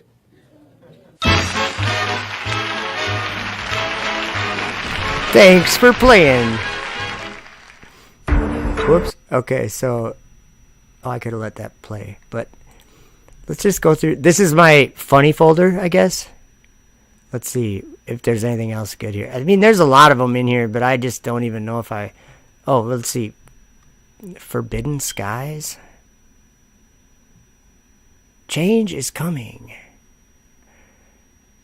Oh, in a nanosecond. Let's see. Well, you guys have heard Michelle Thaler, the NASA scientist, right? She says the Earth's flat with a little bit of fancy Joe editing. But you guys have probably seen this. She was on Big Stink, some YouTube channel. What are some of the easiest ways that you can prove that the Earth is flat? There are so many proofs that the Earth is flat. It's difficult to know where to start. And it's not okay to think that the Earth is a sphere. See, she says it's not okay to think that the Earth is a sphere, guys. She's a NASA scientist. But, hopefully you take this as a joke, because it is, I'm just joking. This is my editing, of course, but you gotta admit, it's pretty good.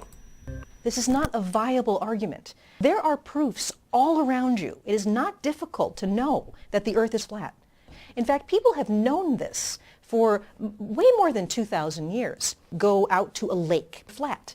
And you could make all kinds of measurements. Then there are some other proofs that are a little more obscure, but they're actually really lovely. So people have known that the Earth is flat for thousands of years. It's not okay to say that the Earth curved. See, it's not okay to say that the Earth curved. And it's something where I keep getting this question. We really need to put this question to bed because we've known the Earth is flat. Flat. Yeah, we've known that forever. Come on. They proved it back in the 1500s, I think, or maybe like somewhere around there. Maybe 1200s. Who knows? They proved it. We don't got to look into it anymore. It's flat, right? I'm just kidding. Do you have a cell phone? Does it have a GPS signal? And you think the Earth is flat? Earth is flat. Okay, ready for another video? I think there's this one. Okay, I don't even remember which one this is, but if I remember it being a song, I think. But it might just be a quick clip of Neil.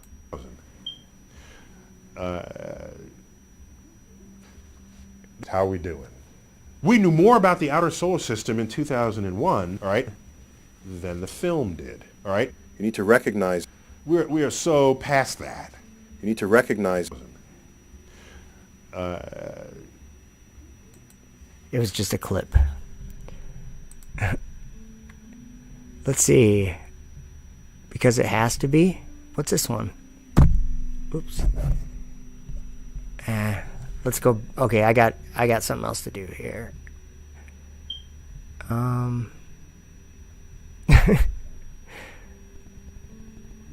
Looks legit. Okay, here. Sorry guys, I'm just doing my thing. Oh, Simon Dan effed up world intro. Here, let's check this out. I haven't watched this forever. I don't remember what it is. Hello all, and welcome to another episode of Effed Up World TV. I'm your host, Simon Dan. Thanks, Dan. Wow. Thank you, come again. Uh-oh. Make sure to subscribe to Effed Up World for more Flat Earth videos. Thank you very much for watching, and until the next one, I'm Simon Dan. Alright, Simon Dan, thanks. What a nice guy, huh? Helping out a flatty. I'm just kidding. That did sound like him though, didn't it? Maybe it was him. Okay, so how about some flat earth proofs? Do we want flat earth proofs or do we want... maybe we should watch the sun disappear above the horizon. That might be cool. Let's see. Prophecy. What's prophecy? Oh, there's some good ones in here too. Enoch went to space. Here's a serious one. that I'm going to play because it's a serious one. There's something happening that everyone should open their eyes to, especially if you believe the scriptures or if you think you do.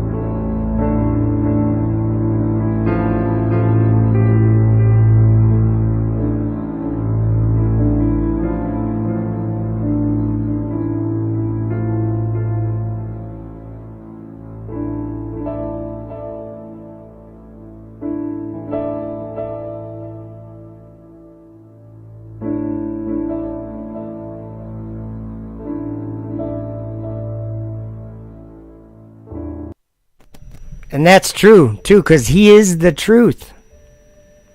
The way, the truth, and the life. And truth comes from him. So, if you don't agree with that, that's fine. I still hope you see the truth, because I think that means a lot to see the truth. Someone gave you them eyes to see it. Especially when you're a person that lived your whole life not seeing it, and then now you see it. That says something to me. So listen to what the astronauts call the darkness that they explore. The weird part about it is space is so incredibly black, so incredibly dark. It's a bottomless pit of deep black, almost so deep it almost has a texture when you look at it. Wandering stars, to whom is reserved the blackness of darkness forever.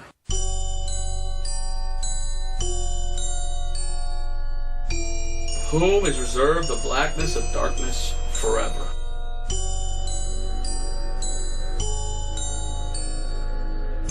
The blackness of darkness forever. Well, I believe he's clearly talking about hell. Because in the Bible, there's a place where there's darkness forever.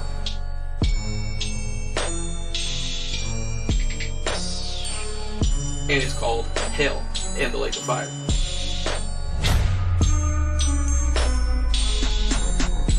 When you come in from a spacewalk, you're surrounded by the emptiness of space. It's sort of like the opposite of air. There's nothing there at all. When you quickly repressurize the hatch and you open up the hatch and you smell, what is that lingering smell from a place that used to be exposed to space? The smell in there is a little bit like that trace of a smell of gunpowder or burnt steak, or sort of like brimstone, like a witch has just been there. Brimstone. Sort of that metallic gunpowder fired smell.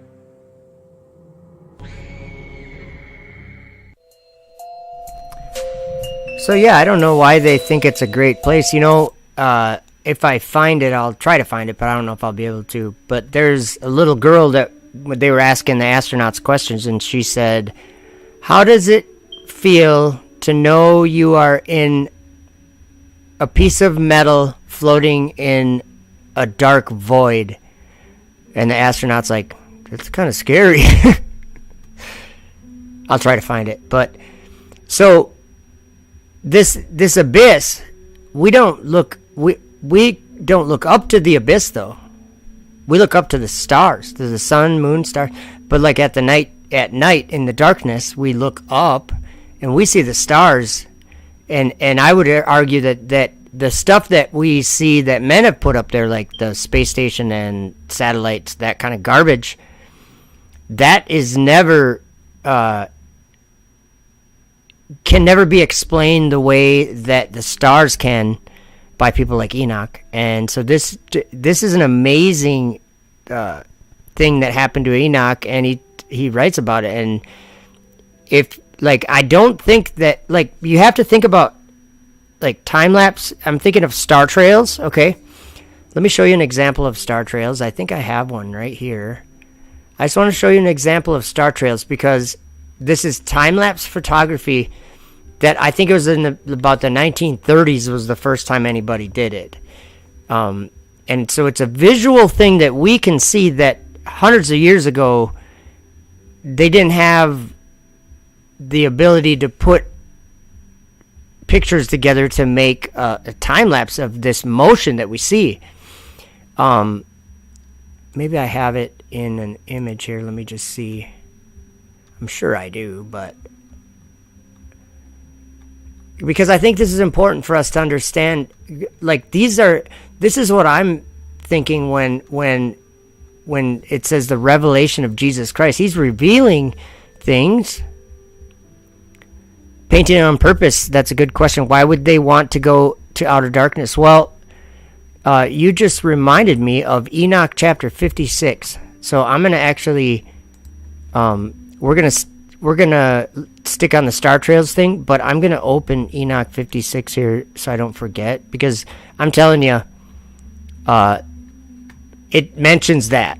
It mentions them going to that place. Like, and it actually mentions the righteous people being witness to that too. They witnessed them going into Sheol, sinking into Sheol. But let's look at these. Image should come up. Of course, it's not the image I'm looking for, but that is what is this one maybe? Okay, there we go. So I took this with my camera, and all I did was I put it out in my backyard, and on my camera there's a setting that does this. It's like a feature or whatever that does it, and it has to be out there for I think 2.5 hours to do this much. To do, but what it is it's like the light that's coming into the camera. It trails. I guess I don't even know what you call it, but yeah. So you can see the motion there. No one saw that until like 1930. I mean, even if someone could imagine it in their mind, if they were really paying attention to the stars and they're like, yeah, they're all going in a pretty much a circle, it'd be hard to know without like imaging technology, right? So that's what that is. That's just a video playing over and over again. So I'm gonna play a video. How do I turn that off now? Okay, I'm gonna play a video where Enoch describes seeing that, but he tells us what it is. So when we see I took those star trails that I just showed you out of my backyard. That's my sky right above my house, right? So that's what I see. Let's see what Enoch says that it was. It's amazing. And I lost the video. Where did it go? Sorry. Let's see here. My brother's playing guitar. I don't know if you guys can hear that. Here we are, encircling that house. This is amazing. So, like, I would just think hard on this. I don't know what the stars are. Is something that I don't say anymore. I'm not saying I know everything about them or something, but they're not suns. Maybe they'd be called sons of God, but they're not S-U-N sons. Okay, here we go.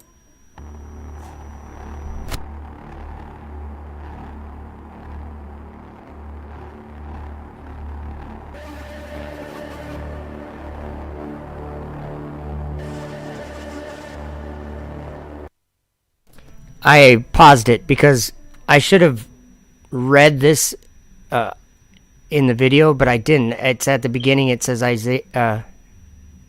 Wow, I'm having a hard time even seeing that. Okay, there we go.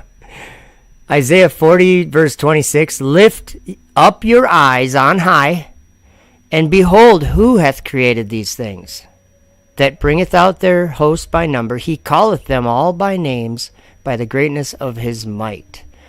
For that he is strong in power, not one faileth. Okay, so when we look up on high, we lift our eyes on high, it says we're beholding who hath created these things. So that's Isaiah 40. Is that Isaiah 40? For some reason, that doesn't seem like that's in Isaiah 40. But anyway, I just wanted to read that out loud.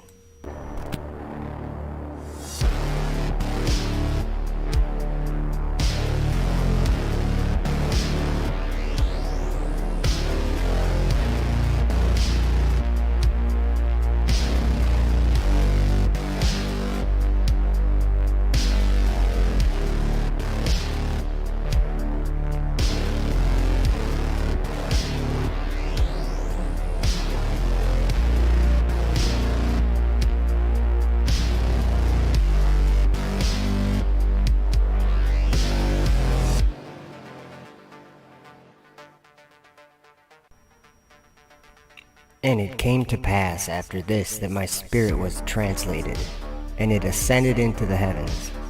And I saw the holy sons of God. They were stepping on flames of fire.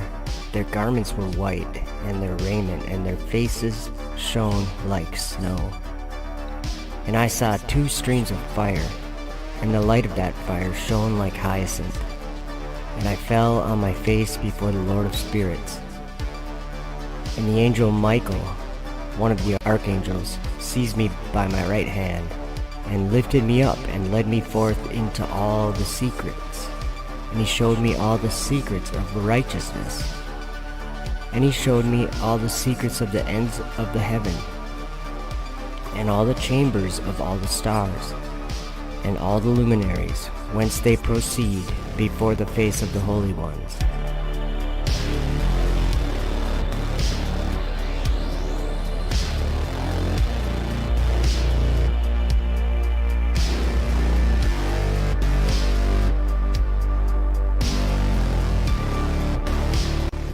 And he translated my spirit into the heaven of heavens, and I saw there, as it were, a structure built of crystals, and between those crystals tongues of living fire.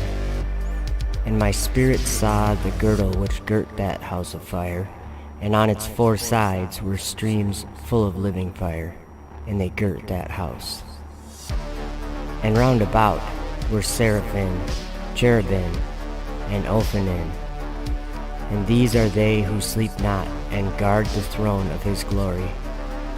And I saw angels who could not be counted, 1,000 thousands, and 10,000 times 10,000, encircling that house. And Michael, and Raphael, and Gabriel, and Phanuel, and the holy angels who are above the heavens go in and out of that house. And they came forth from that house, and Michael, and Gabriel, and Raphael, and Phanuel, and many holy angels without number. And with them the head of days, his head white and pure as wool, and his raiment indescribable. And I fell on my face, and my whole body became relaxed, and my spirit was transfigured. And I cried with a loud voice, with the spirit of power, and blessed, and glorified, and extolled.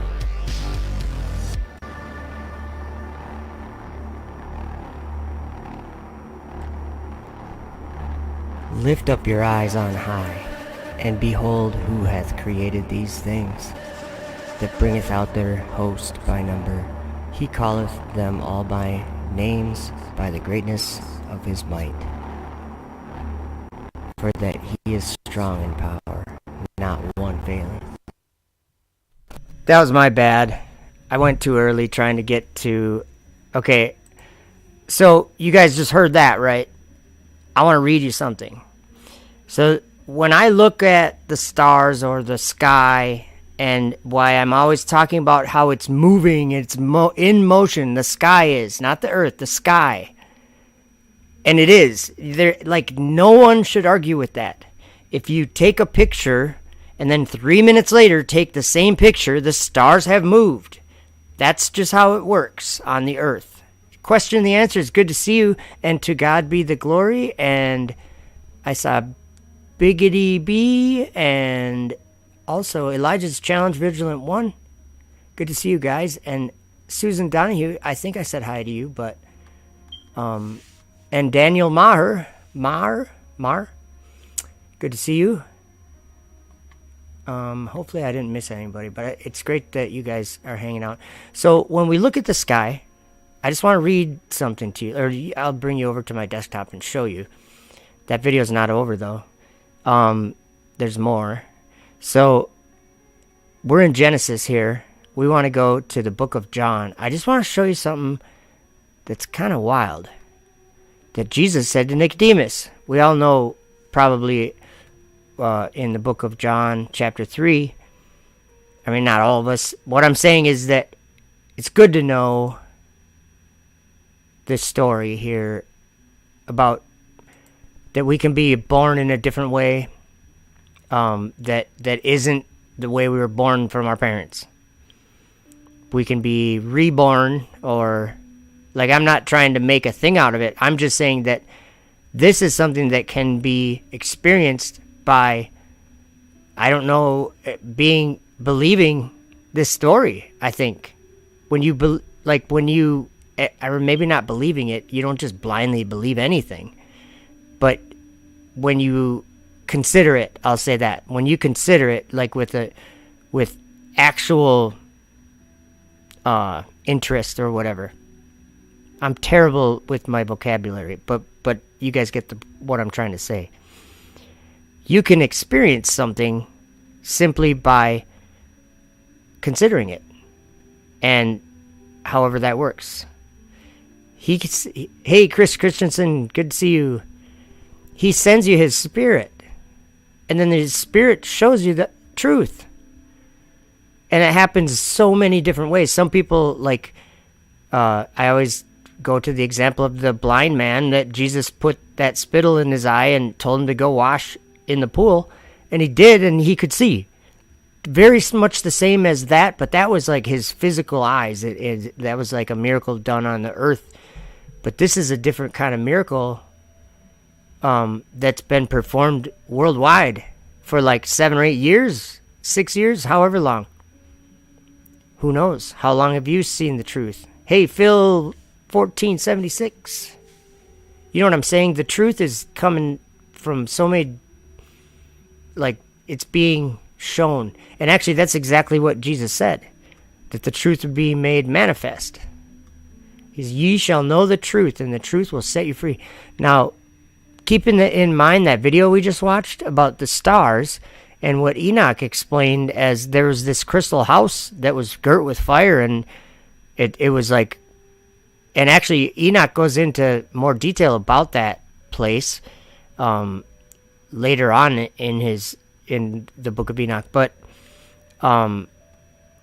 he was looking at the kingdom of God as that there was a house with a throne in the center, and all those stars circling around that was all those angels encircling that house. I mean, that's what he said. That's what Enoch said. Chapter 71. So, but look at, two things. John in Revelation wrote that he saw a new heaven and a new earth. And I'm here sitting today just being myself and saying, if we're honest with ourselves, and I might not mean like in a physical or literal way, but in some way, many of us have seen a new earth, and I'm trying to show you like how I'm seeing a new heaven here. Look what Jesus said here too. Okay. I'm not even going to like the context doesn't matter for what I'm pointing out. Jesus answered and said unto him, Verily, verily, I say unto thee, except a man be born again, he cannot see the kingdom of God.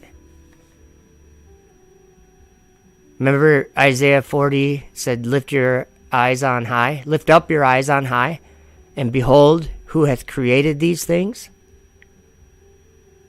That's the kingdom of God.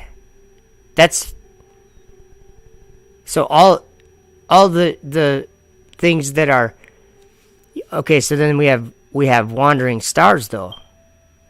They do something a little bit different than all the other stars. We call them fixed stars, because they're as if they're attached to each other in some way.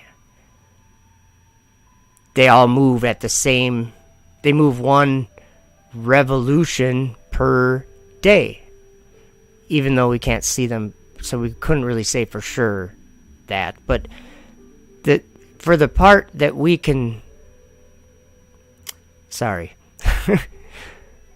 for the nighttime, we can see them moving in a circle.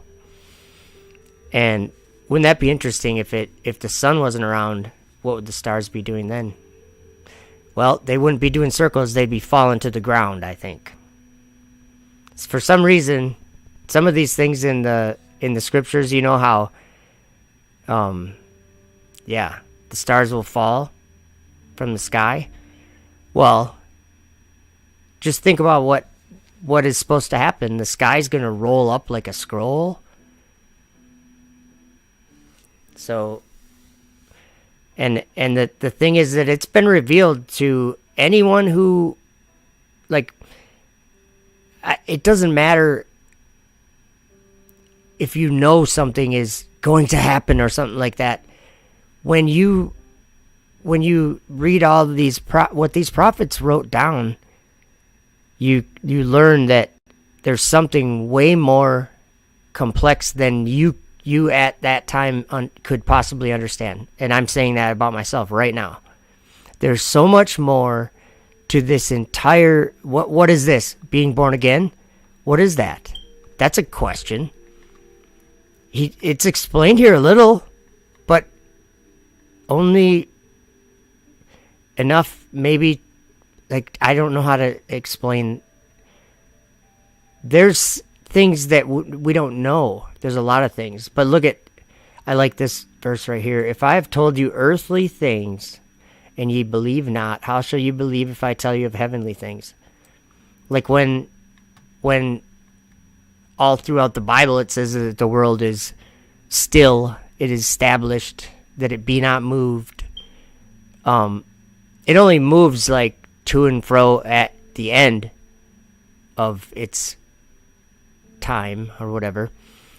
But so yeah, that's something that's interesting to me, is that when we look up, we thought of a solar system and like an abyss of universe. Well, that's only because of what this world has, this false knowledge, and they think they've verified it because they send something sideways in the sky and it stays there.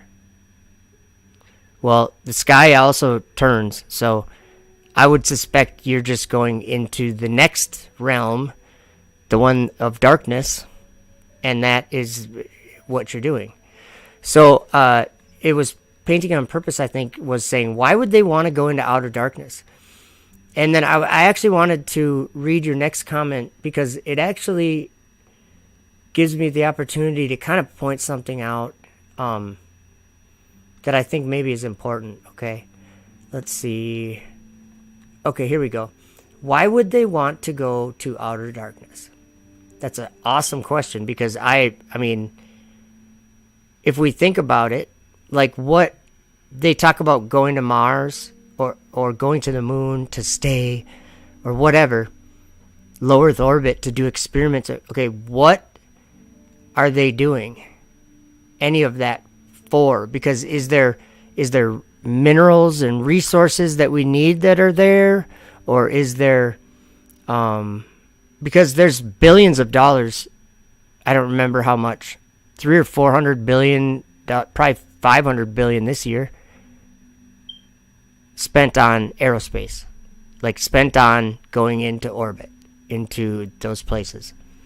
It's a huge industry. It's not a fake industry at all. It's like I've compared it with drag racing, like Top Fuel drag racing, where they go, I don't know, 300 and something miles an hour in like 4 seconds or whatever. That's on the tar. That's tires making a car go that fast. That is the height of the ability of man when it comes to rubber on the road. If you want to go faster, you can't unless you beat them guys, right? The top. What I'm saying is that's the height of it. And yeah, it gets better with technology and stuff, but today that's the height of it. You can't go faster with rubber tires. Whatever. Do you get what I'm saying? And then a rocket industry is the same, but far bigger and far more power. Like it doesn't even compare. Like I wonder if someone has done that, compared drag racing, or I mean like Top Fuel to rocket. I think maybe I've even mentioned that before. Let's see here. Let's watch this quick little video. And I saw the chambers of the sun and moon, whence they proceed and whither they come again, and their glorious return, and how one is superior to the other, and their stately orbit, and how they do not leave their orbit, and they add nothing to their orbit and they take nothing from it, and they keep faith with each other, in accordance with the oath by which they are bound together. And first the sun goes forth and traverses his path according to the commandment of the Lord of spirits, and mighty is his name forever and ever. And after that I saw the hidden and the visible path of the moon, and she accomplishes the course of her path in that place by day and by night, the one holding a position opposite to the other before the Lord of spirits.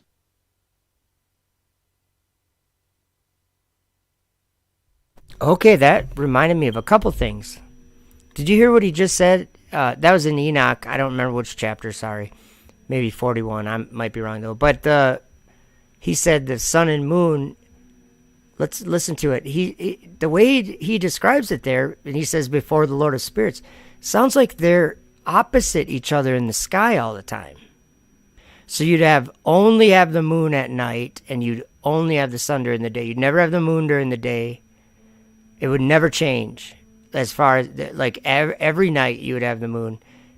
It wouldn't be these phases and stuff like that. But maybe it would, too.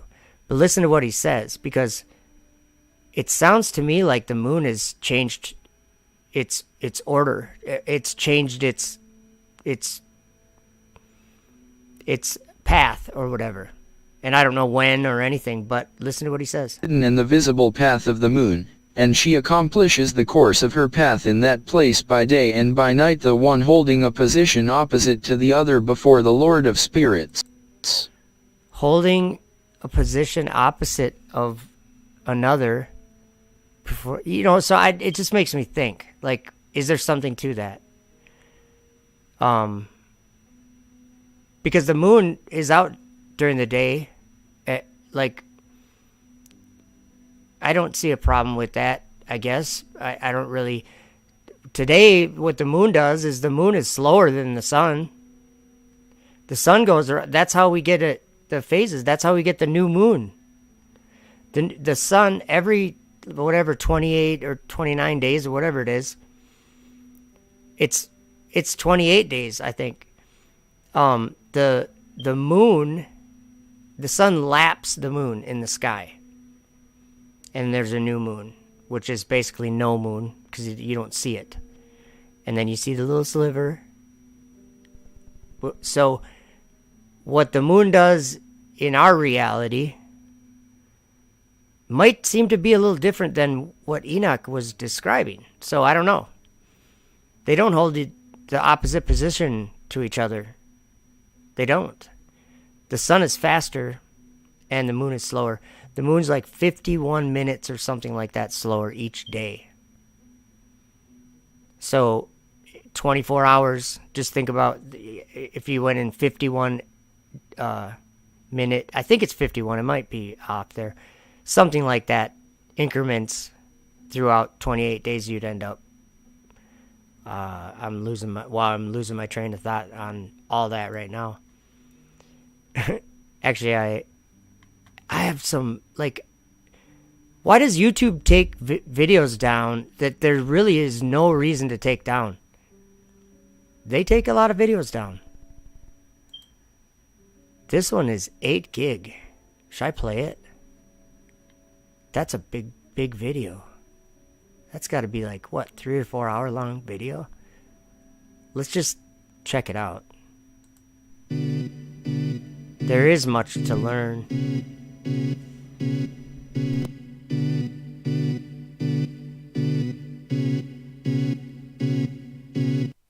Ooh, please share this video with everyone. Oh, you know what? Painting on Purpose brought up something that made me think of Enoch chapter 56. And it was because, man, I get sidetracked so quick. Sorry about that. It was, why do they want to do that? And where was Enoch 56? I have it right here.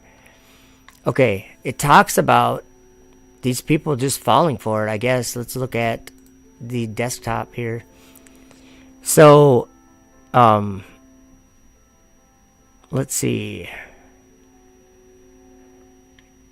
And in those days the angels shall return. So this is titled The Last Struggle of Heathen Powers Against Israel. Verse 5, and this is chapter 56 in the book of Enoch. And in those days the angels shall return, and hurl themselves to the east upon the Parthians and Medes. They shall stir up the kings, so that a spirit of unrest shall come upon them. And they shall rouse them from their thrones, that they may break forth as lions from their lairs. Where's their lairs, guys? Just think about it. We spent the first hour of this live stream looking at scripture that I consider to be scripture, but and then in the Bible talking about darkness and learning about where there is a place of outer darkness. Like it is the night. That's what God named it or called it. He called it night, the darkness. So, and then there's evil spirits all over the place up there. That's where they're under chains. They're in chains of darkness. The blackness of darkness. Outer darkness. Okay. Look what this says, though.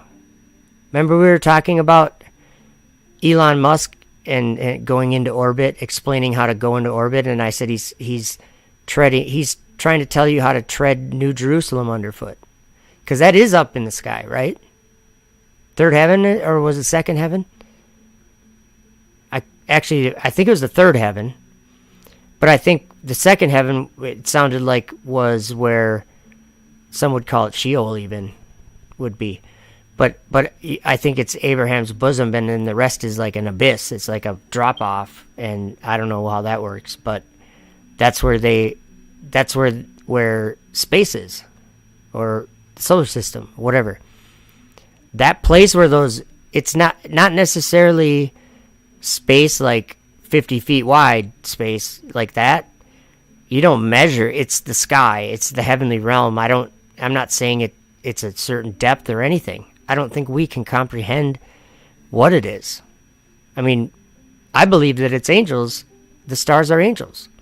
And I believe the planets are the 7 that are mentioned in the book of Enoch, and I think also in the book of Revelation. That's one that, 2 things. Okay, so why did they want to do that, though? Let's get to that. So it says here, they shall go up and tread underfoot the land of his elect ones. That would be New Jerusalem.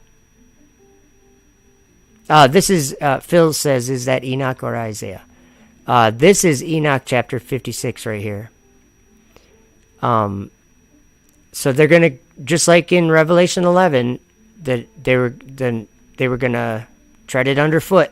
It says that right here, too. Tread underfoot the land of his elect one. And the land of his elect ones, so that's New Jerusalem, shall be before them a threshing floor and a highway. So they're going to tread it underfoot.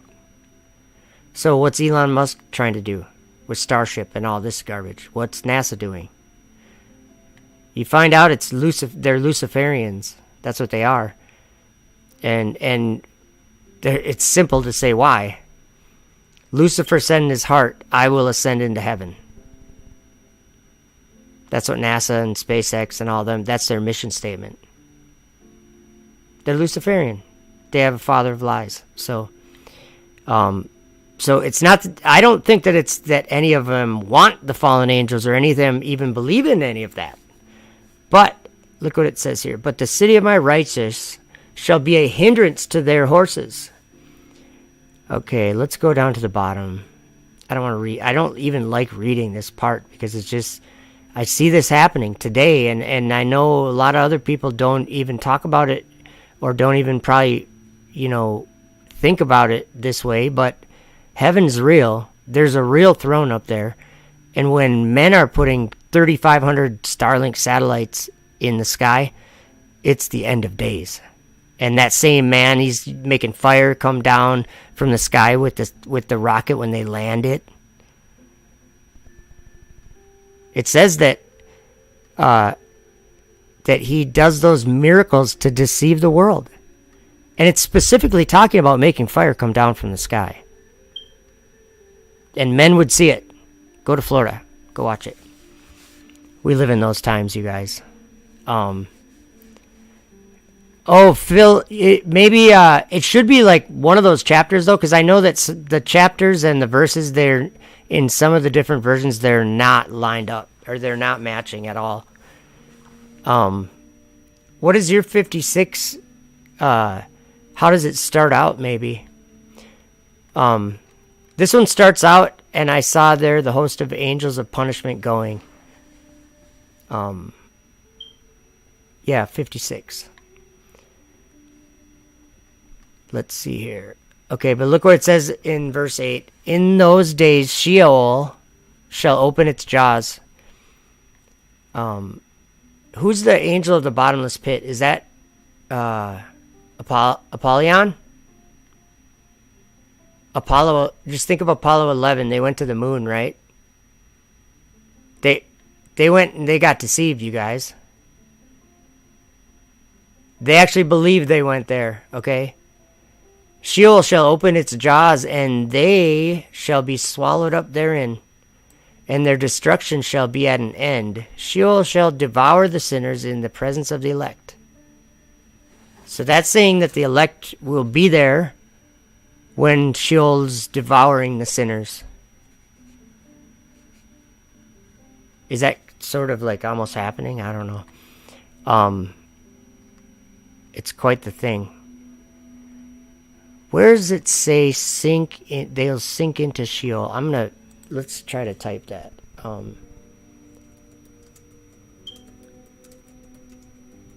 don't know where that is.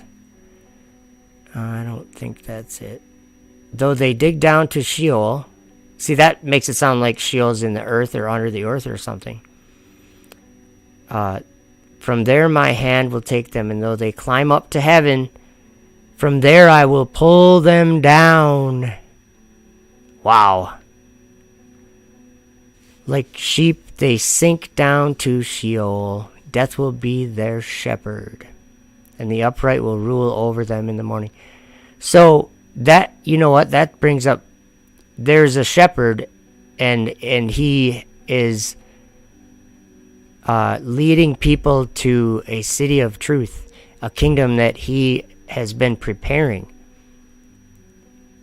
And like he's been showing me in these scriptures all about this kingdom, all about New Jerusalem. And I mean, Thomas was in the chat earlier, Thomas Morgan. Me and him have talked about New Jerusalem a lot, and actually we have a video, or we did a video on my channel. I should probably go try to find that. Let me, I can't remember what it was called. Oh, it was, let me look on my phone. Let me play a video, and I'll look on my phone.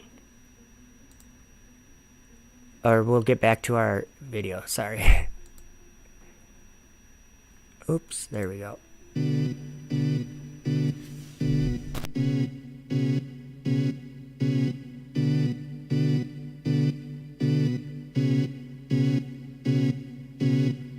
This is hopefully the first step on a journey towards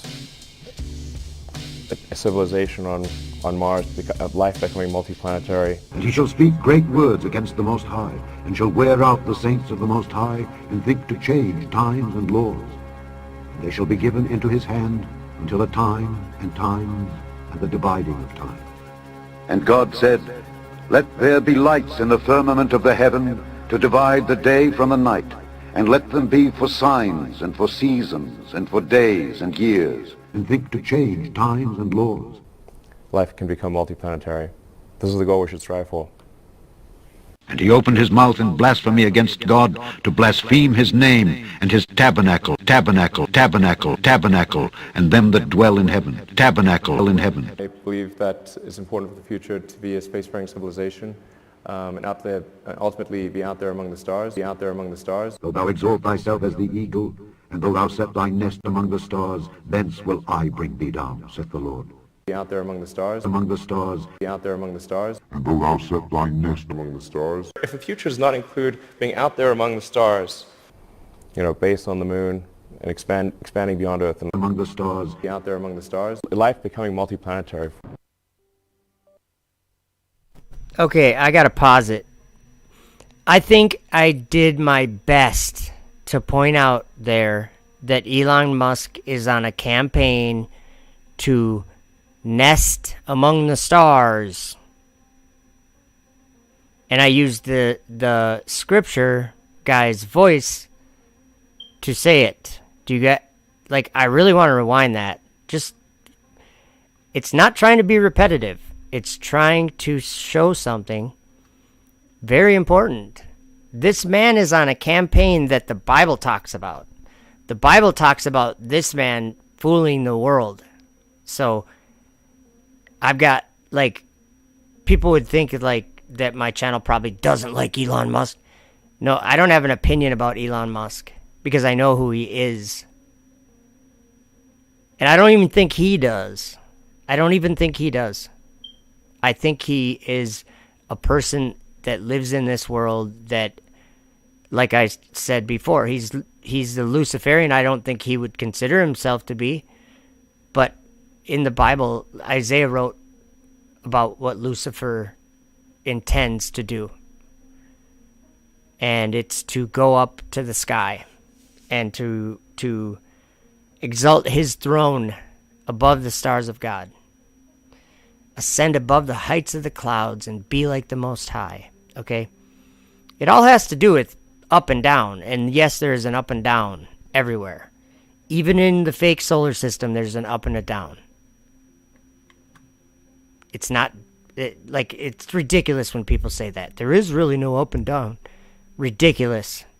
Every second of your life, there's been an up and down, and that's how it is for everybody. Nobody's ever lived a life where there's no up or down.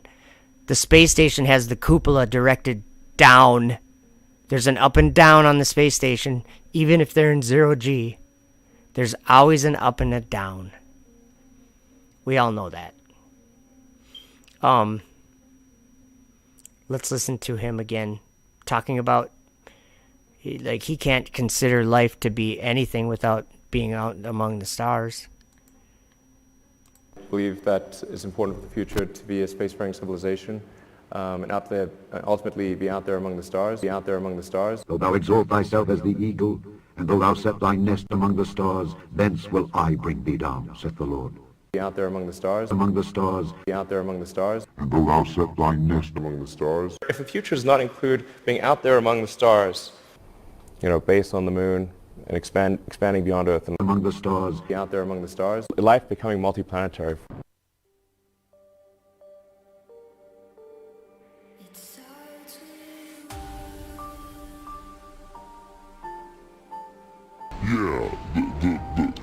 long-term aspiration is to develop the technologies necessary to transport a large number of people and cargo to Mars in order to create a self-sustaining civilization there. And that's really why I started the company, was because it seemed as though... To create the possibility for life on other planets. Yeah. Do you guys get it? Why I'm like, I know that it's probably annoying to watch my videos and like, why is he making it repeat all that? What word was being repeated? Create life on another world. If that's not like in God's face, I don't know what is. Yeah. Exactly. So you decide you want to try and do this. Can't just be like a handful of people, because that's obviously not going to create a self-sustaining civilization.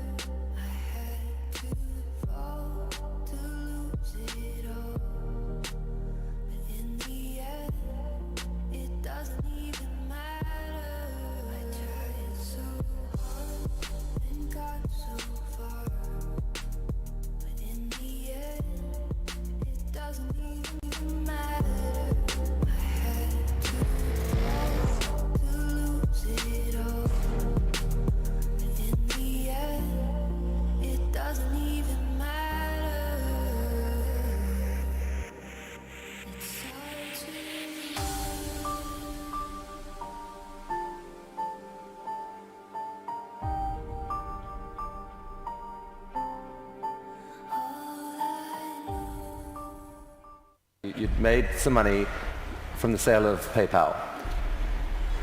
You decided to build a space company. Why on earth would someone do that? For thou hast said in thine heart, I will ascend into heaven. I will exalt my throne above the stars of God. The goal of SpaceX is to try to advance rocket technology, and in particular to try to crack a problem that I think is vital for humanity to become a spacefaring civilization. I will ascend above the heights of the clouds. I will be like the Most High. Which is to have a rapidly and fully reusable rocket.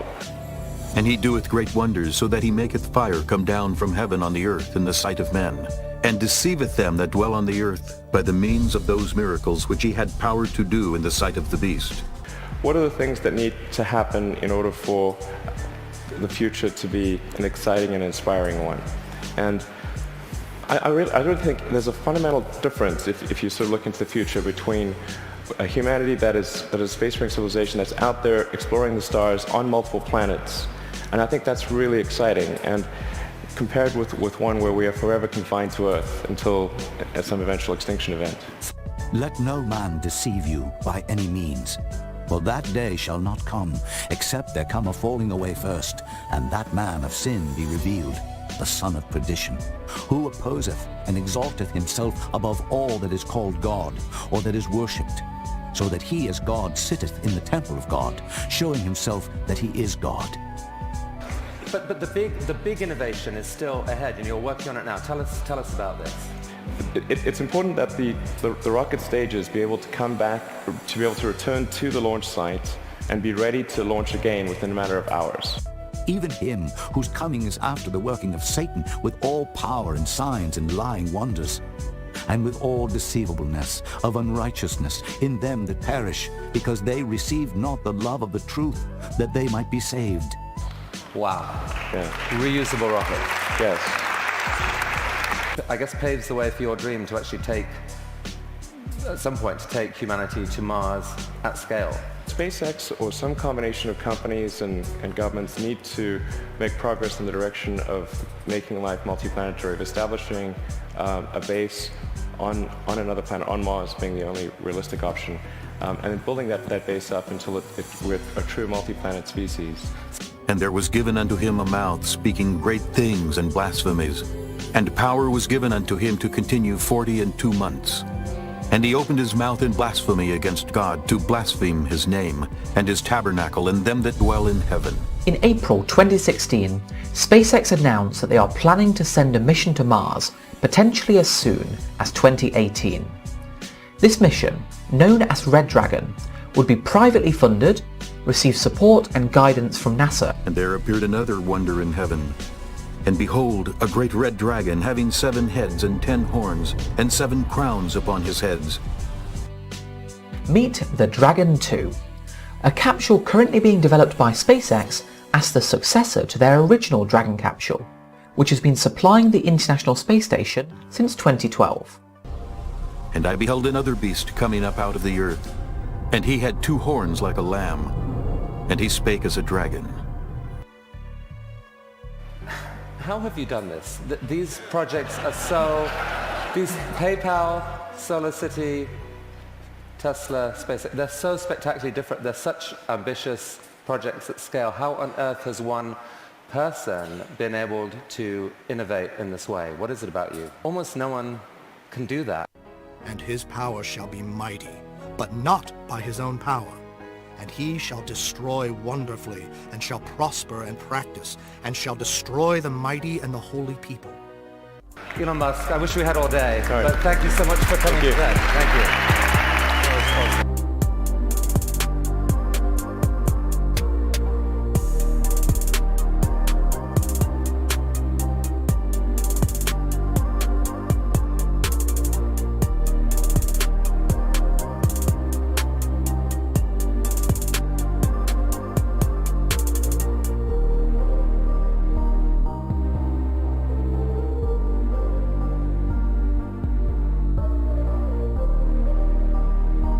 I look in Isaiah 14 where it talks about Lucifer. It actually says in Isaiah 14 what Lucifer's big plans are. Lucifer's big plans are. How art thou fallen from heaven, O Lucifer, son of the morning? How art thou cut down to the ground, which didst weaken the nations? For thou hast said in thine heart, I will ascend into heaven. I will ascend into heaven. I will ascend into heaven.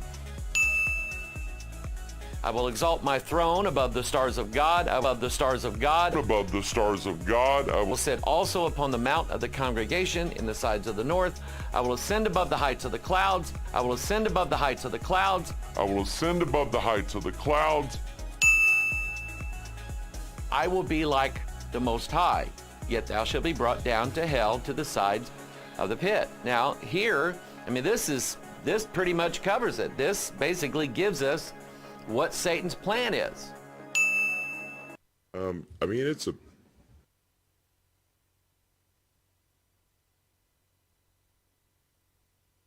beast. Uh-oh, it sounds like it's acting up here. And I can't pause it quite yet. So hopefully it fixes itself. Give me a moment. Sorry, guys. Oh, come on. I just have to pick a quick video, I guess. Yeah, I don't know what to pick. Oh, I wish I knew. Okay, let's see. I gotta cancel. Let's see here. I gotta pause it. Okay, I don't know what the deal is. It's something. Disciple of the Messiah 1, good to see you. With a spinning globe in the background. Yeah. Globe. We don't live on a globe, you guys. Let's see.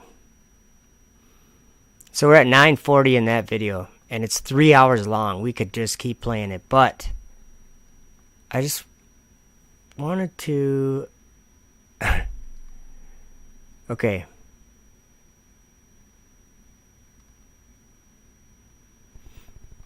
I'm talking about okay. I'm not like trying to change the subject. These flying machines are not fake. They're actually very bad. And I've only say this because of what guys like Daniel said. In Daniel's vision, these things, there was like 4 beasts, and these things made the stars fall to the ground. Okay? They cast the stars down. So, just think about that while you watch this. This is... Ooh, it might not work. Should, but... Do I have to hit play or something? Let me bring it to the desktop. Oh yeah, my computer's going slow.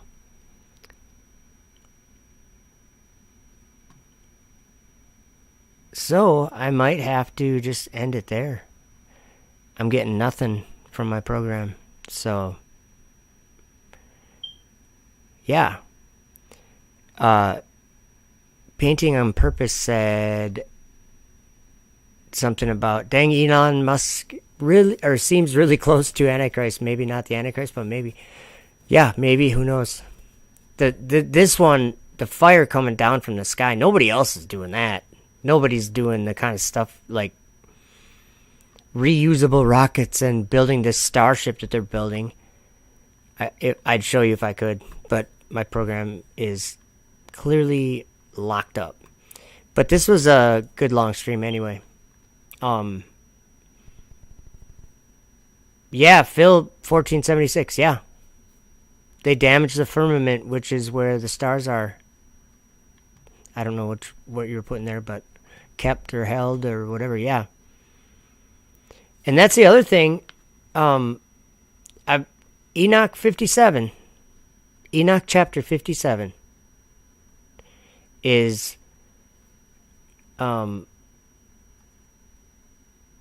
hey Kelly Timulis, if I said that right. Good to see you. Thanks for coming. Enoch 57, he describes flying machines with men on them. And they were so loud that they shook the heavens. You know, and here's another thing that Elon Musk, this thing that has a company working on. They put it in the monkey, and they put it in the pig, in the swine. And just think about that. Okay, so Jesus cast a bunch of unclean spirits into a herd of swine once. And he says this Neuralink will, and they're showing some of their achievements in pigs and in a monkey. They have a monkey that can play Pong, but it does it with its mind. It has a Neuralink and it does it with its mind. They had to train it to do that, and there's a video about it, but it's kind of weird stuff. They want to drill a hole in your skull and put a device there where your skull was and hook it to your brain. And he says it'll heal the blind. It will heal the deaf. It will make paraplegics walk. Because it can it hooks up to your brain. So the part that's not getting to your leg or whatever, like neurological problems, I think is what they call it. Careful what you say on YouTube. They'll get you for anything. I mean, you probably don't even want to say neurological. Should I say it a third time just to see? Neurological. Okay. I probably shouldn't. It's YouTube.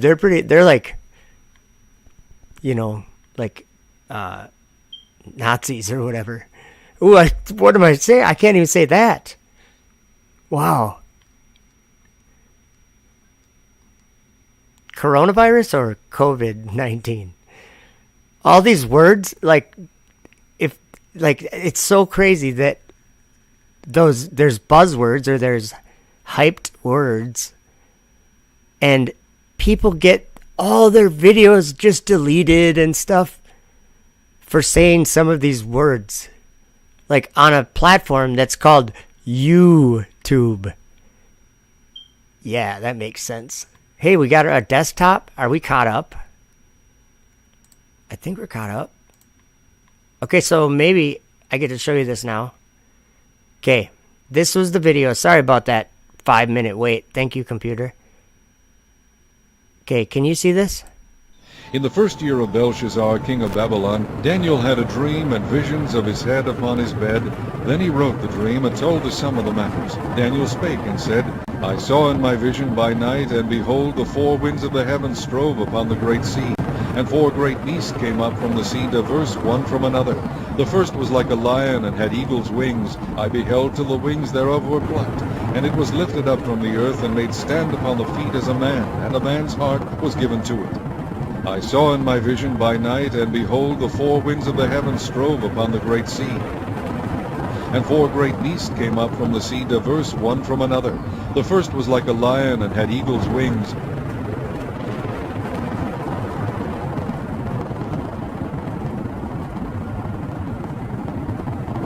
I beheld till the wings thereof were plucked.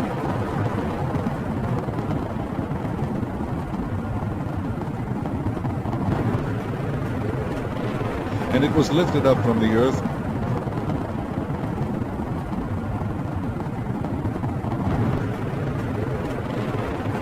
and made stand upon the feet as a man, and a man's heart was given to it.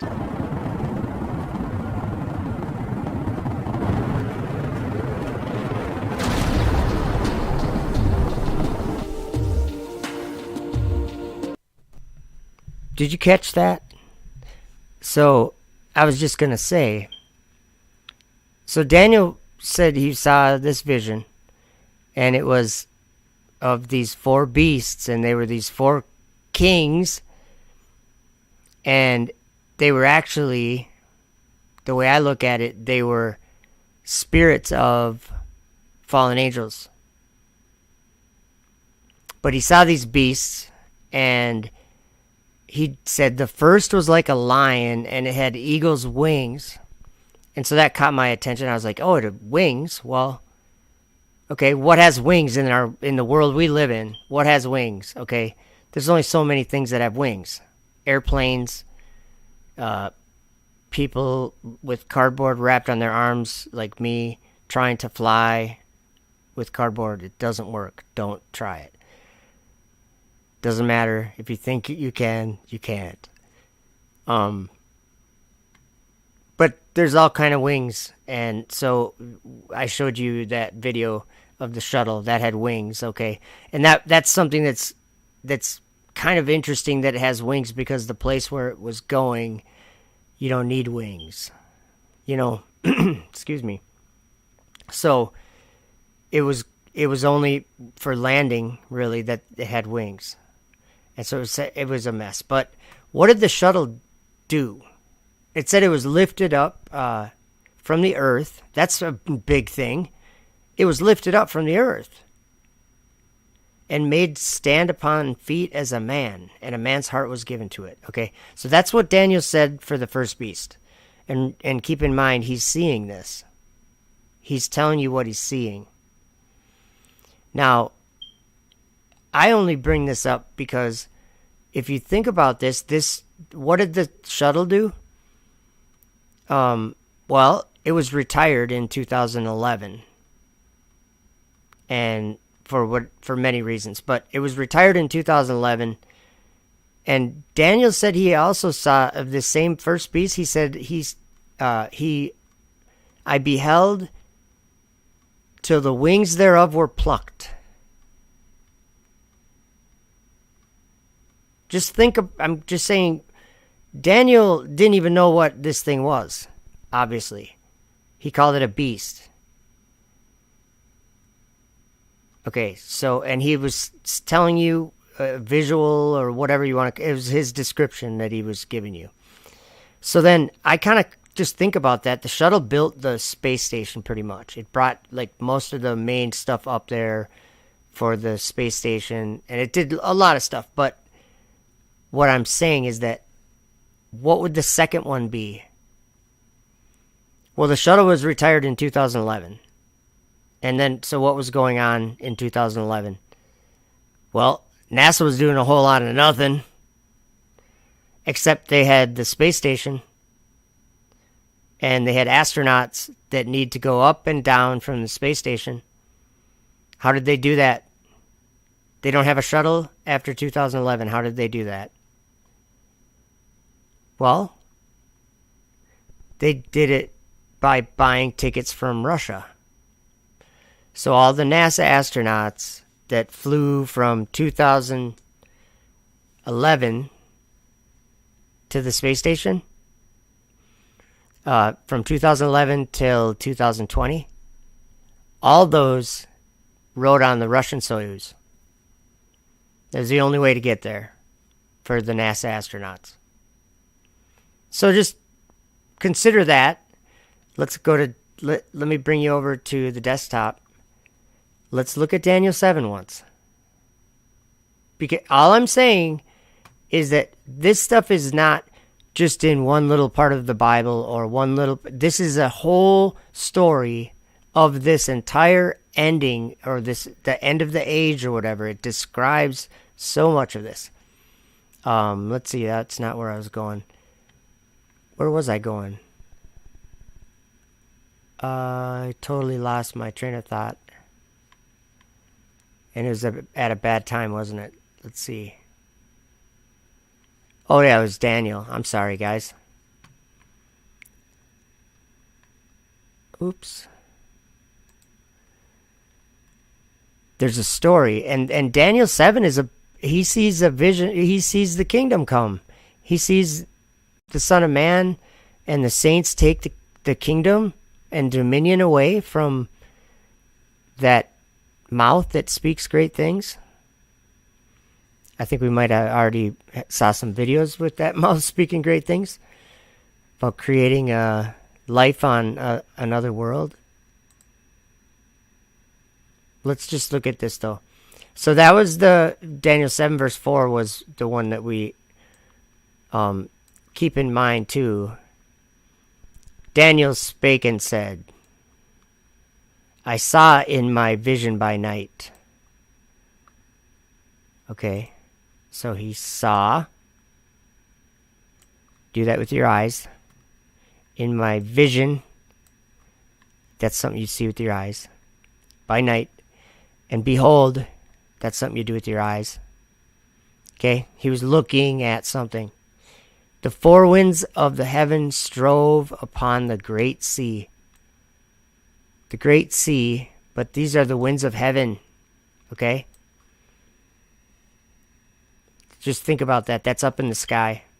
That's a great sea. There's a great hanging sea. Dark waters. NASA thinks it's a vacuum.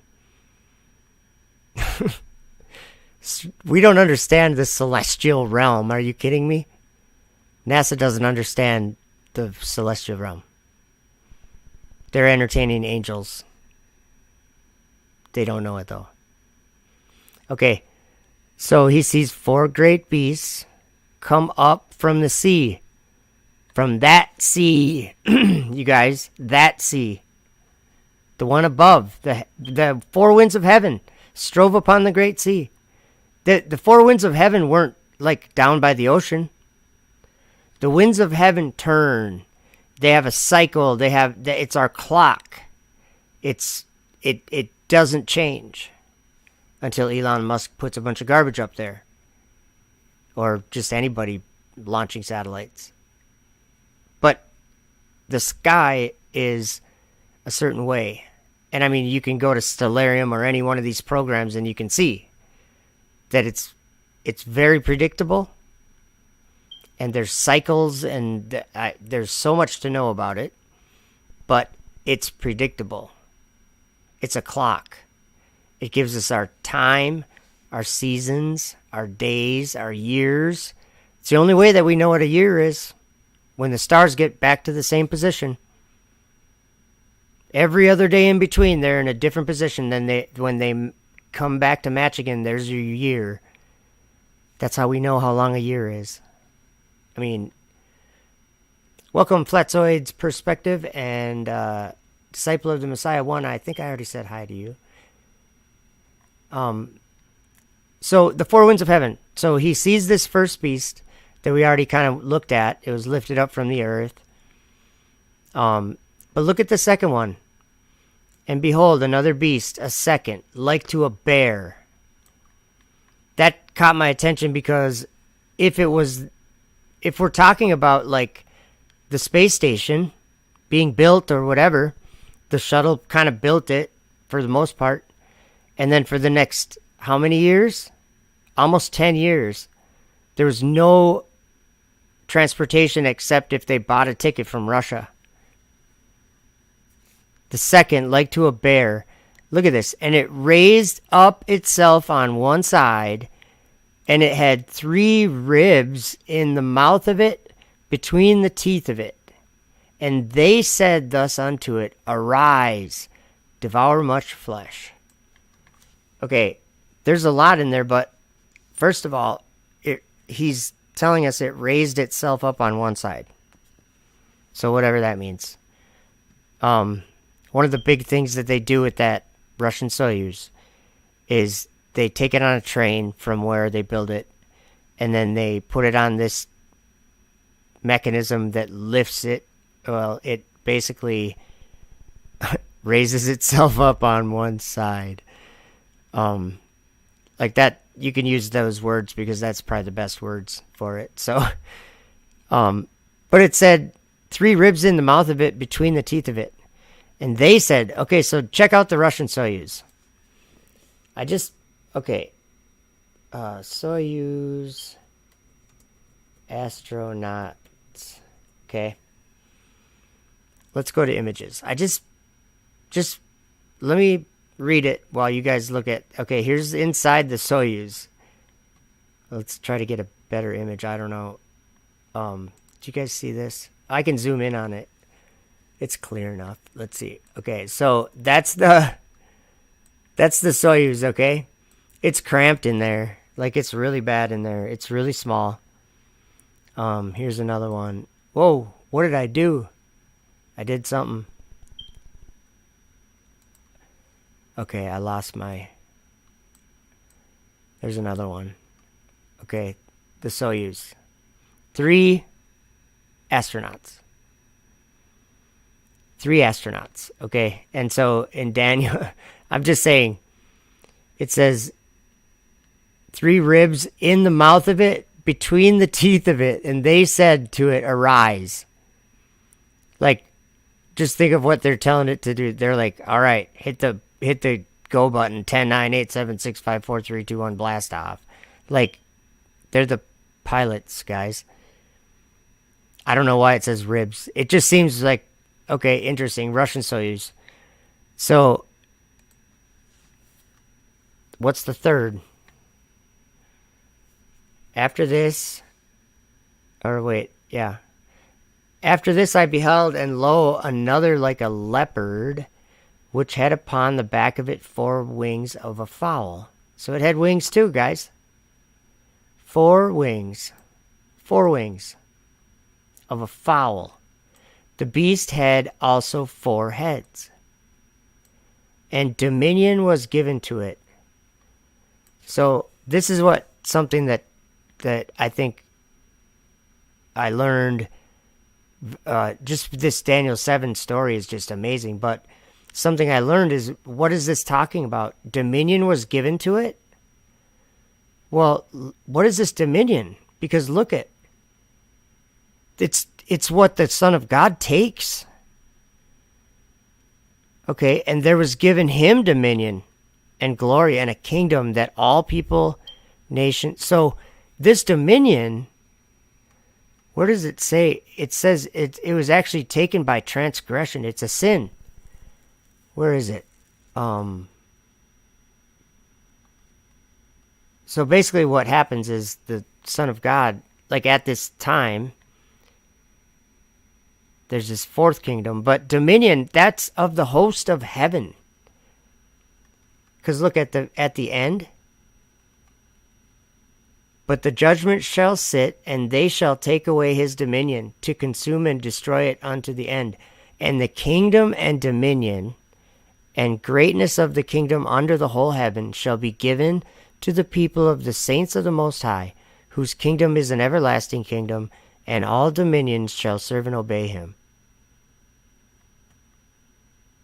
That's maybe speaking of the millennium, the 1,000 years? I don't know, but here's what is interesting to me is that the judgment shall sit.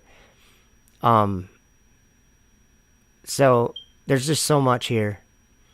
So there's this fourth kingdom, and I think he's describing, I think that's the third one, the one that had dominion. I think that's clearly the space station.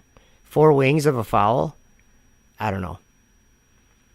But look at this. After this I saw in the night visions, and behold, a fourth beast, dreadful and terrible and strong exceedingly. It had great iron teeth. It devoured and brake in pieces, and stamped the residue with the feet of it. And it was diverse from all the beasts that were before it, and it had 10 horns. I think he's describing the Falcon 9 rocket. And people are like, you're crazy. Well, if you look at what, like, if you follow this as a story, try to picture what Daniel's describing. It's a perfect match in so many ways. Like, the first horns plucked up by the roots, and behold, in this horn were eyes like the eyes of man, and a mouth speaking great things. Okay, here's another example. The next chapter. I think Daniel describes... Oh, I'm sorry. I still got you guys zoomed in. I think Daniel describes a rocket launch in verses 1 through 10. I'm not kidding. In the 3rd year of the reign of King Belshazzar, a vision appeared unto me, even unto me Daniel, after that which appeared unto me at the first. And I saw in a vision, and it came to pass when I saw that I was at Shushan in the palace, which was in the province of Elam. And I saw in a vision, and I was by the river of Ulai. Then I lifted up mine eyes, and saw, and behold, there stood before the river a ram, which had 2 horns, and the 2 horns were high, but one was higher than the other, and the higher came up last. I saw the ram pushing westward and northward and southward, so that no beasts might stand before him, neither was there any that could deliver out of his hand. But he did according to his will, and became great. Okay, before we go and read verse 5, we have to look at this word ram. Whoops. I think I got to click on the verse and then go hit the Greek button. I just want to show you this, or Hebrew, I'm sorry. Look at this. This word taught me a lot about, I mean, have you ever seen a flying goat? A flying ram? Maybe. Remember we were talking about in the Testament of Solomon, the pillar, the great pillar, being borne through the air, being held up by demons that couldn't be seen. They appeared like the wind, or you couldn't see them. Men's eyes couldn't see them. Look at this word, a ram. It's A-Y-I-L. This is Strong's 352. But look at this word. Okay, so a ram as a leader of flock. We all know that, like the animal, right? There's more. Could be more. What's this? Projecting pillar or pilaster? A pillar. Why do we keep running into this pillar? Okay, there's more. A lofty tree, terebinth. Probably has prominent lofty tree. Lofty tree. Another one to like a leader, chief, like the leader of a flock or whatever. Okay, but look at this. Strong's Exhaustive Concordance says mighty man. What's a mighty man, by the way? Is that like a fallen angel or like a something or like a giant or something? What is that? Well, a lintel, that's a long, straight, like a header, like a support. It's a support. Oak post, ram tree. Look at this down here, a pilaster. You guys know what that is? That's like a column that's built into the structure, like the face of a building or something. It'd be like the corner of it would be a column built in, or on the face. Almost decorative a lot of the time. Strong tree, lintel, oak, post. Okay, doesn't have to be an animal. It says here also a ram from his strength, like the animal. But is he taught? Daniel's describing. Let's go back. I just want to point this out. In this verse, not this verse. I just got to go to the KJV. In this, right at the beginning, Daniel, like the way this is written, I think we can't ignore that he was seeing this with his eyes. Okay. It says, after that, okay, a vision appeared unto me. I saw in a vision, and it came to pass when I saw that I was at Shushan in the palace, which is in the province of Elam, and I saw in a vision, and I was by the river of Ulai. Then I lifted up mine eyes.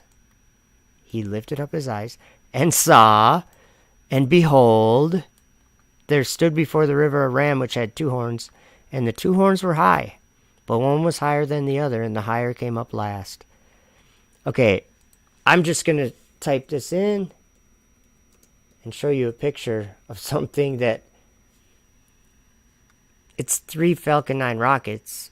You know, the only rocket, orbital rocket that lands, and this is made of 3 of them. One is higher than the others. Like, I don't know. And guess what? The higher comes up last. Because the 2 break off the sides and the center stage continues. It goes up. Yeah. I'm just saying, like, look what it says here. See this picture? Look at this. Just look at that once, and then look at this verse. Okay. What does it say? The higher came up last. I saw the ram pushing westward and northward and southward so that no beast might stand before him. And when the Falcon Heavy launched or launches, it's one of the biggest rockets that there is. I mean, today anyway. I guess SLS is, I'm sure, bigger than that, but I don't know if they'll ever get that off the ground. But, so here's the thing. I saw the ram pushing, so he became great. Did according to his will. But look at this. So now, this is where we get into the flying thing. Okay, we don't see flying goats. I don't expect to see a flying goat or ram or whatever. I don't expect to see some animals fighting in the air. Let's actually like apply it to our real world that is happening. And as I was considering, behold, an he-goat came from the west on the face of the whole earth. Not on the globe earth, the whole earth. On the face of the whole earth. And touched not the ground. It was flying, guys. And the goat had a notable horn between his eyes. And he came to the ram that had 2 horns, which I had seen standing before the river, and ran unto him in the fury of his power. And I saw him come close unto the ram, and he was moved with choler against him, and smote the ram, and brake his 2 horns, and there was no power in the ram to stand before him. But he cast him down to the ground, and stamped upon him, and there was none that could deliver the ram out of his hand. Therefore the he-goat waxed very great, And when he was strong, the great horn was broken, and for it came up 4 notable ones toward the 4 winds of heaven. Sounds like a rocket launch, doesn't it, guys? And out of one of them came forth a little horn, which waxed exceeding great, toward the south and toward the east, and toward the pleasant land. The pleasant land? Is that New Jerusalem? And it waxed great, even to the host of heaven. And it cast down some of the host, and of the stars to the ground, and stamped upon them. Yea, he magnified himself even to the prince of the host. Isn't that Michael? Doesn't Michael go in and out of that house that from Enoch 71? Michael's one of the holy angels that goes in and out of that house. He's up there.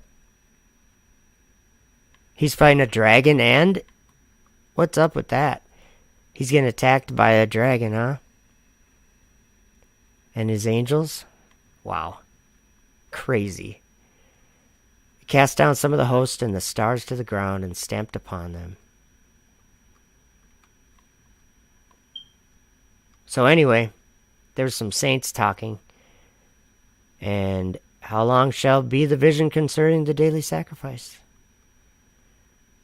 And the transgression of desolation to give both the sanctuary and the host to be trodden underfoot.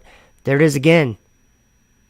The sanctuary and the host to be trodden underfoot. 2,300 days. Then shall the sanctuary be cleansed. Wow. Sounds like a rocket launch and a battle happening. Doesn't sound like 2 animals fighting in the air to me, but that's just me. So, yeah, I just think that's about, I think, all we're going to do for the day. I'm getting tired, and we could watch a video, but I'd have to kind of, like, should I do that? I don't know. I could do that. That video we were watching, the last days, there's a lot in that video. A lot of videos in that video. Maybe I'll play it for a while, and we'll see how long we go like that. In the first year of Belshazzar, king of Babylon... Oops, we're about 9:40, I think. Okay. Oops. That's what Satan's plan is. I think we were here. I mean, it's a... We'll see how long it plays. Welcome, Truth Seeds and Grant Warren.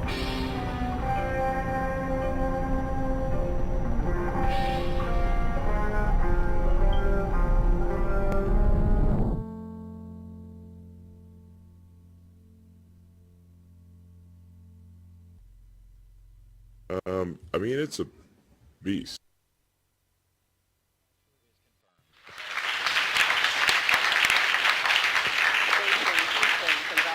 On a wonderful capture. You've made a lot of folks happy down here over in Hawthorne and right here in Houston. Great job, guys.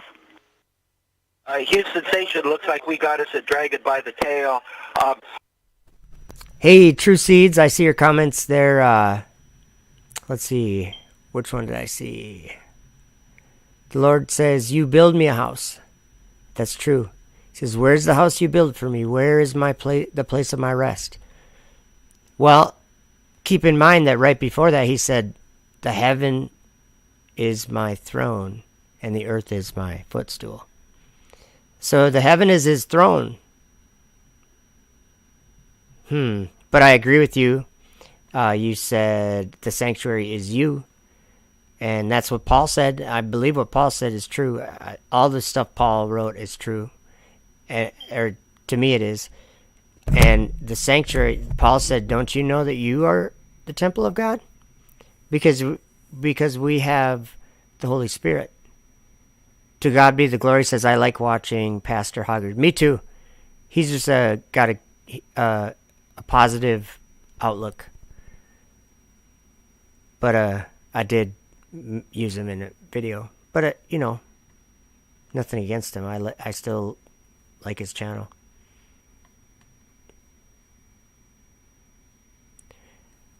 Torch Fuego, how you doing? Good to see you. Let's see. I believe heaven and earth is symbolic of the body. Hey, that could be. Just my opinion. Hey, you're welcome to your opinion. Yeah, that could be. I'm just checking out some of the comments. Okay, so some of this is a little bit of repeat stuff. I think, well, just this dragon part, but we'll see. Oh, it might have locked up. Is it not playing? We're thinking this sim went really well. We're ready to turn it around and do it for real. And I saw 3 unclean spirits like frogs come out of the mouth of the dragon, and out of the mouth of the beast, and out of the mouth of the false prophet. The 3 of you look great inside the dragon. I wonder if you could describe your surroundings a little bit, and would you feel comfortable riding up in one of those in on a future mission? Well, I spent quite a bit of time poking around in here this morning, just looking at the engineering and the flying layout. Up in a human-rated dragon is not going to be an issue. Golden Hands Aki Hoshidi was at the controls and grabbed the dragon, and then we brought it close next to the space station, and then I got to actually birth it, so that was pretty fun. A lot of cargo. You might see behind me. We started taking stuff out. Some of the white bags right behind me is all the cargo. This is a crew care package which we got. We also got a little dessert, got a little ice cream. So we're looking forward to having that tonight. We just unpacked it this afternoon, so we put it in our refrigerator here, waiting to have it tonight. It's quite a treat. We don't usually have this type of stuff up here. It's usually, thermostabilized or dehydrated that we're hydrating. So, homemade ice cream is something special, and we're going to have a little party. We, Aki and I were telling Yuri about it last night, and tonight's our dessert night.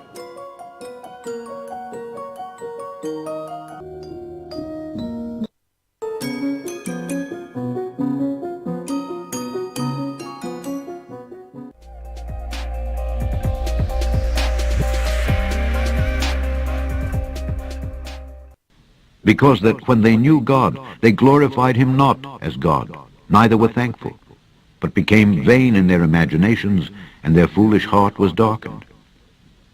Professing themselves to be wise, they became fools, and changed the glory of the uncorruptible God into an image made like to corruptible man, and to birds, and four-footed beasts, and creeping things. We speak that we do know, and testify that we have seen, and ye receive not our witness. If I have told you earthly things, and ye believe not, how shall ye believe if I tell you of heavenly things? And no man hath ascended up to heaven, but he that came down from heaven, even the Son of Man which is in heaven. For as the lightning cometh out of the east, and shineth even unto the west, so shall also the coming of the Son of Man be. For wheresoever the carcass is, there will the eagles be gathered together. Immediately after the tribulation of those days shall the sun be darkened, and the moon shall not give her light, and the stars shall fall from heaven, and the powers of the heavens shall be shaken. And then shall appear the sign of the Son of Man in heaven. And then shall all the tribes of the earth mourn, and they shall see the Son of Man coming in the clouds of heaven with power and great glory. And he shall send his angels with a great sound of a trumpet, and they shall gather together his elect from the four winds, from one end of heaven to the other. Behold, he cometh with clouds, and every eye shall see him, and they also which pierced him, and all kindreds of the earth shall wail because of him. Even so, Amen.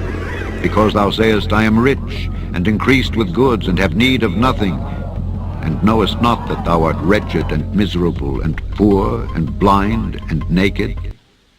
I counsel thee to buy of me gold tried in the fire, that thou mayest be rich, and white raiment, that thou mayest be clothed, and that the shame of thy nakedness do not appear.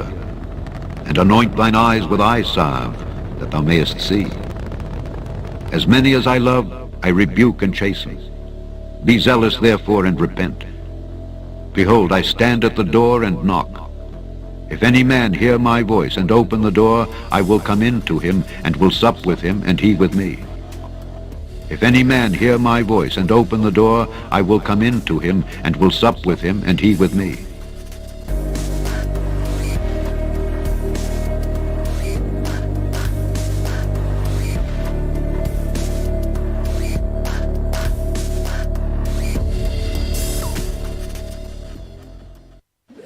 The weird part about it is space is so incredibly black, so incredibly dark.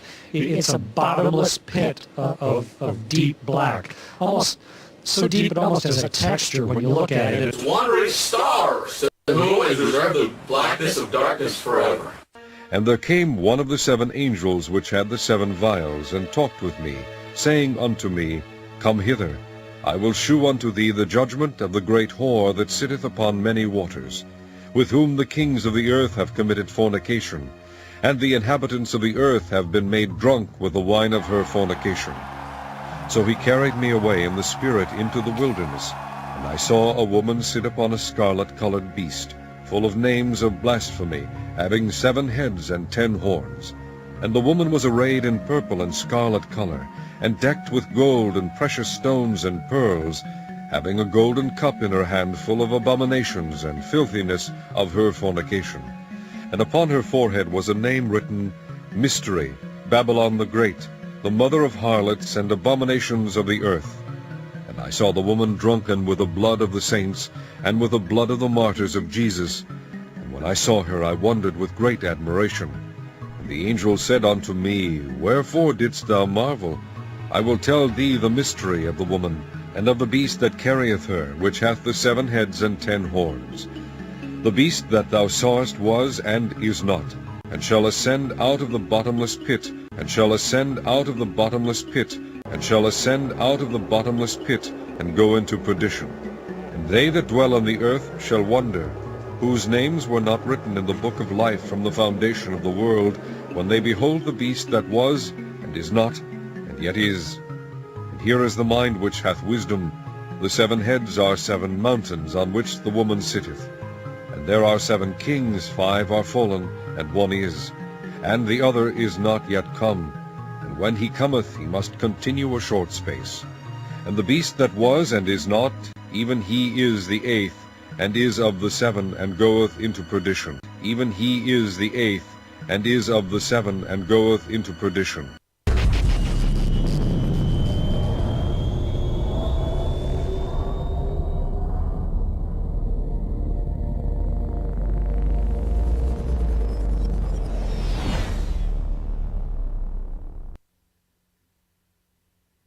And I saw a deep abyss, with columns of heavenly fire, and among them I saw columns of fire fall, which were beyond measure, alike towards the height and towards the depth. And beyond that abyss I saw a place which had no firmament of the heaven above, and no firmly founded earth beneath it. There was no water upon it, and no birds, but it was a waste and horrible place. I saw there 7 stars, like great burning mountains, and to me, when I inquired regarding them, the angel said, This place is the end of heaven and earth. This has become a prison for the stars of the host of heaven. And the stars which roll over the fire are they which have transgressed the commandment of the Lord in the beginning of their rising, because they did not come forth at their appointed times. And he was wroth with them, and bound them till the time when their guilt should be consummated, even for 10,000 years.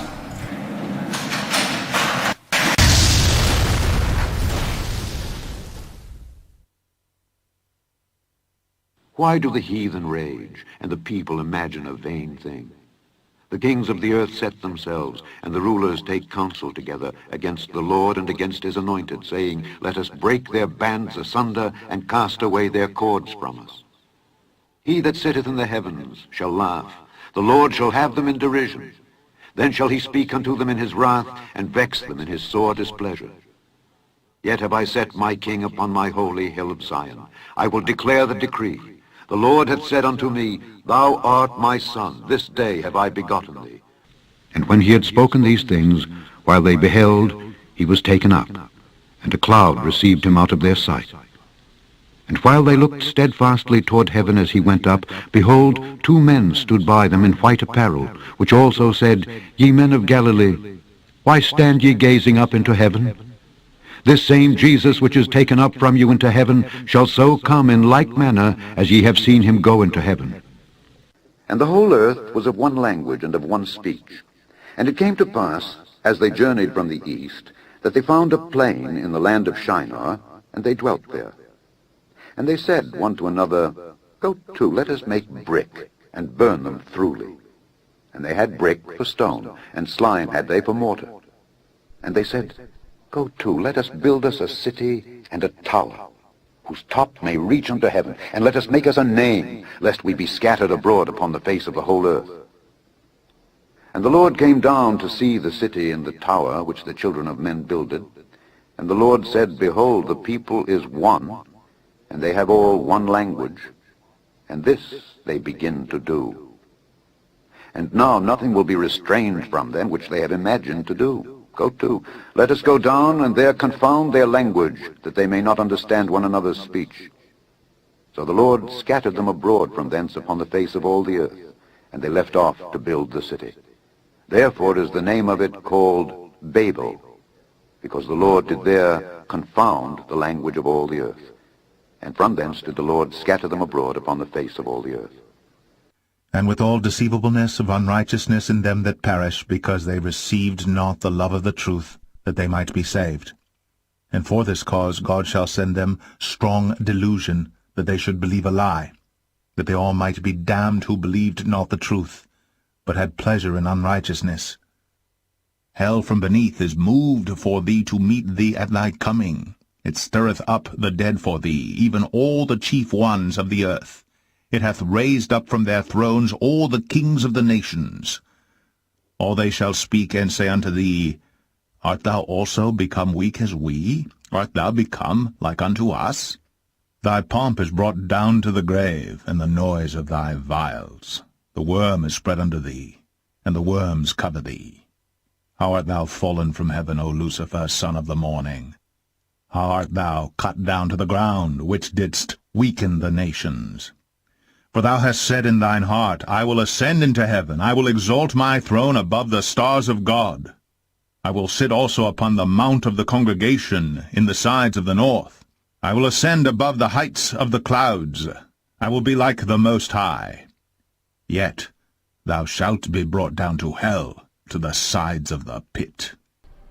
And they had a king over them, which is the angel of the bottomless pit, whose name in the Hebrew tongue is Abaddon, but in the Greek tongue hath his name Apollyon.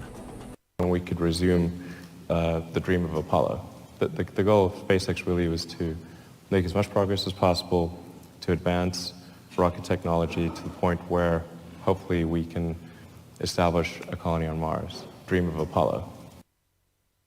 And they had a king over them, which is the angel of the bottomless pit, whose name in the Hebrew tongue is Abaddon, but in the Greek tongue hath his name Apollyon. Apollo. Apollyon. Apollo. Apollyon. And we could resume the dream of Apollo. The angel of the bottomless pit. Apollo.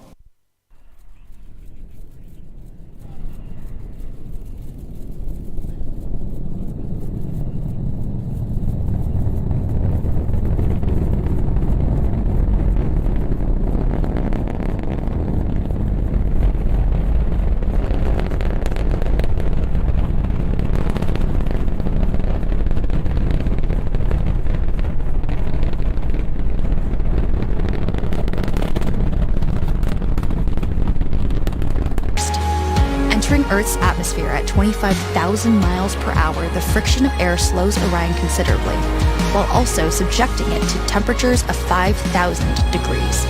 With the Orion now at just 300 miles per hour,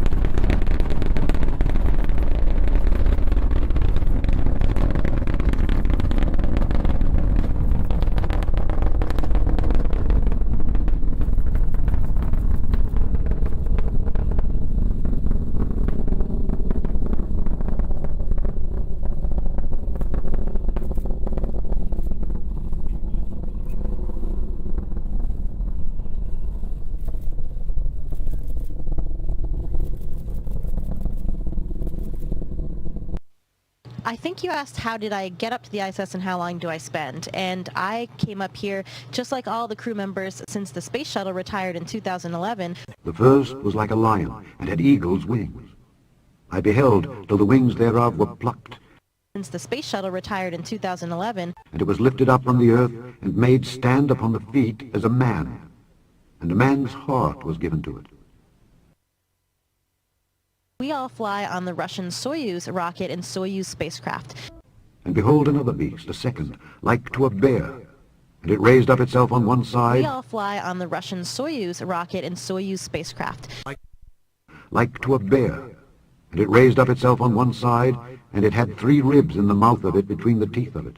And they said thus unto it, Arise, devour much flesh.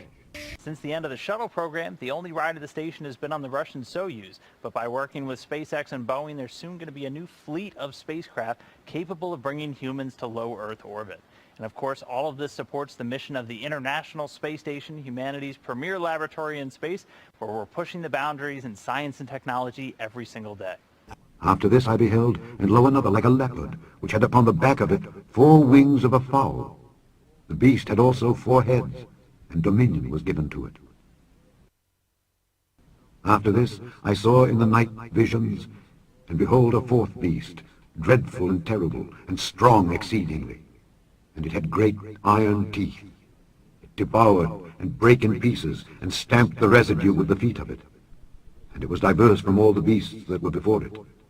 And it had 10 horns. I considered the horns, and behold, there came up among them another little horn, before whom there were 3 of the first horns plucked up by the roots. And behold, in this horn were eyes, like the eyes of man, and a mouth, speaking great things.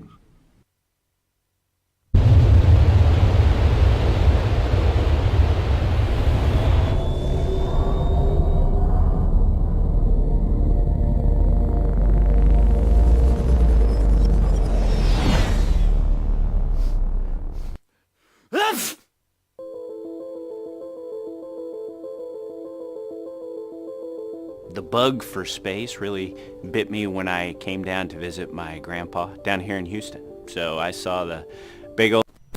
Alright, this part's boring. Let's see here. We're going to skip forward. I think we've had enough Elon Musk for a day. Let's see. I don't remember this. Oh yeah. Sorry, I have my my phone playing my video so that I can comment in the chat, because I can't do it on my computer while it's playing a video. Hey, let me show you guys something interesting. So then I can take it and I can green screen, and then I put a rocket launch back there. I think that's what John saw. He said he saw a dragon.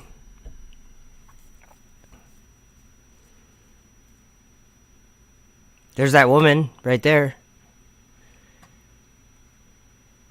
Get it? Let's see here. I'm gonna grab something. This one is a little funnier. It's funnier. But I'm just going to play a few minutes of it, and then this has been almost a 3.5 hour long stream. That's crazy. I didn't have anything else to do. Well, I did, but this one's called Effed Up World Classic, I guess. Didn't think I'd make this video, did you, buddy? Well, you were wrong!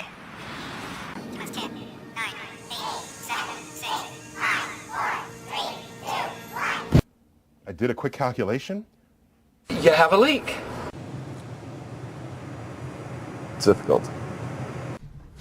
To you, we say... Continue the dream of Apollo. Rockets and stuff. That's why. Can I have my chili Fritos? Beyond low Earth orbit.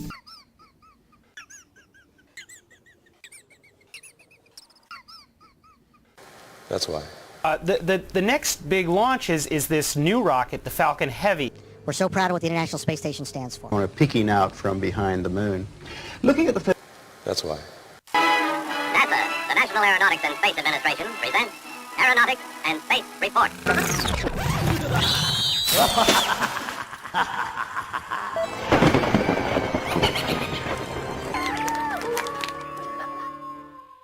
Those are painted on. It is photoshopped, but it's has to be. That's why. Because we don't have the technology to do that anymore. That's why. And it's a painful process to build it back again. That's why. The Earth. And let's enlist the help of a friend, Patsy. You might know her. Greetings from the International Space Station. We also are cleaning up our urine and making it drinkable, and it's really not as bad as it sounds. Okay, this is great what the president says right here. I'm waiting for your rebuttal! Think is grass? Oh, I can't show that. I didn't know that was on there. This is an old video. YouTube.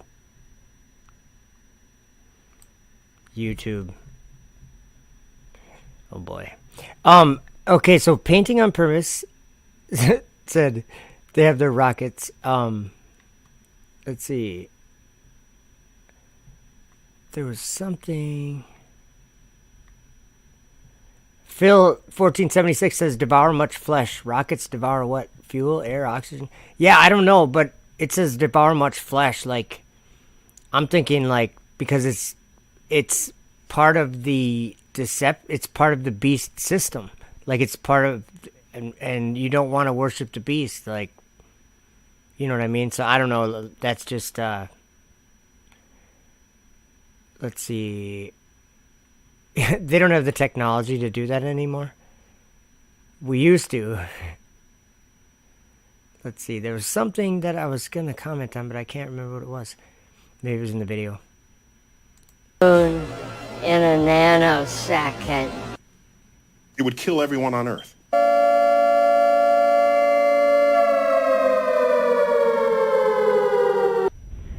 Station, this is Houston. Are you ready for the event? But up here, everything hangs off the walls and there's cables everywhere. Station, are you ready for the event?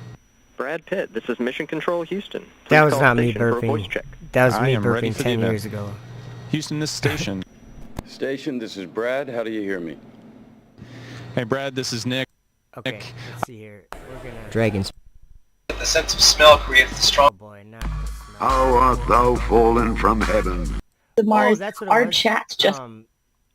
Painting on Purpose said they have their rockets, and I totally... Okay, I can't do this while the video's playing. Psalm 20, I don't have my Bible right here, so I have to look it up on my computer. It's the only way I can do it. Or my phone, maybe. Let me try my phone, it'll be quicker. Because there's a verse in Psalm 20 that almost talks about, like, they have their rockets. Like, you'll see what I mean. Psalm 20. Go. Alright, here we go. We'll go to Bible Gateway. Okay, it's at the end. It says, in verse 7, it says, some trust in chariots and some in horses, but we will remember the name of the Lord our God. They are brought down and fallen, but we are risen and stand upright. Save, Lord, let the King hear us when we call. That's what that reminded me of when you said they have their rockets. You're right. They do. They're gonna... You know what? That's an interesting thing, too. Yeah. Everything in this video is actually pretty... I'm just looking for some... It's stuff that I think we probably already gone through in this video. Hey, wait, what's this? This is a good video. Where did that one go? Oh, maybe this one. The little horn.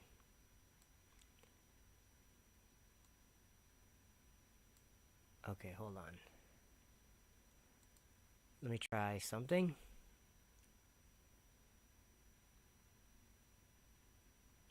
These times and seasons. That's 5 in it. Wow, I've got some long videos. I should just upload them as new uploads. I have some long ones. So, this is fun, because this is going to be the last video. It's called In the Firmament. And we already went over it in this video. It's the vision of St. Paul. But check this out.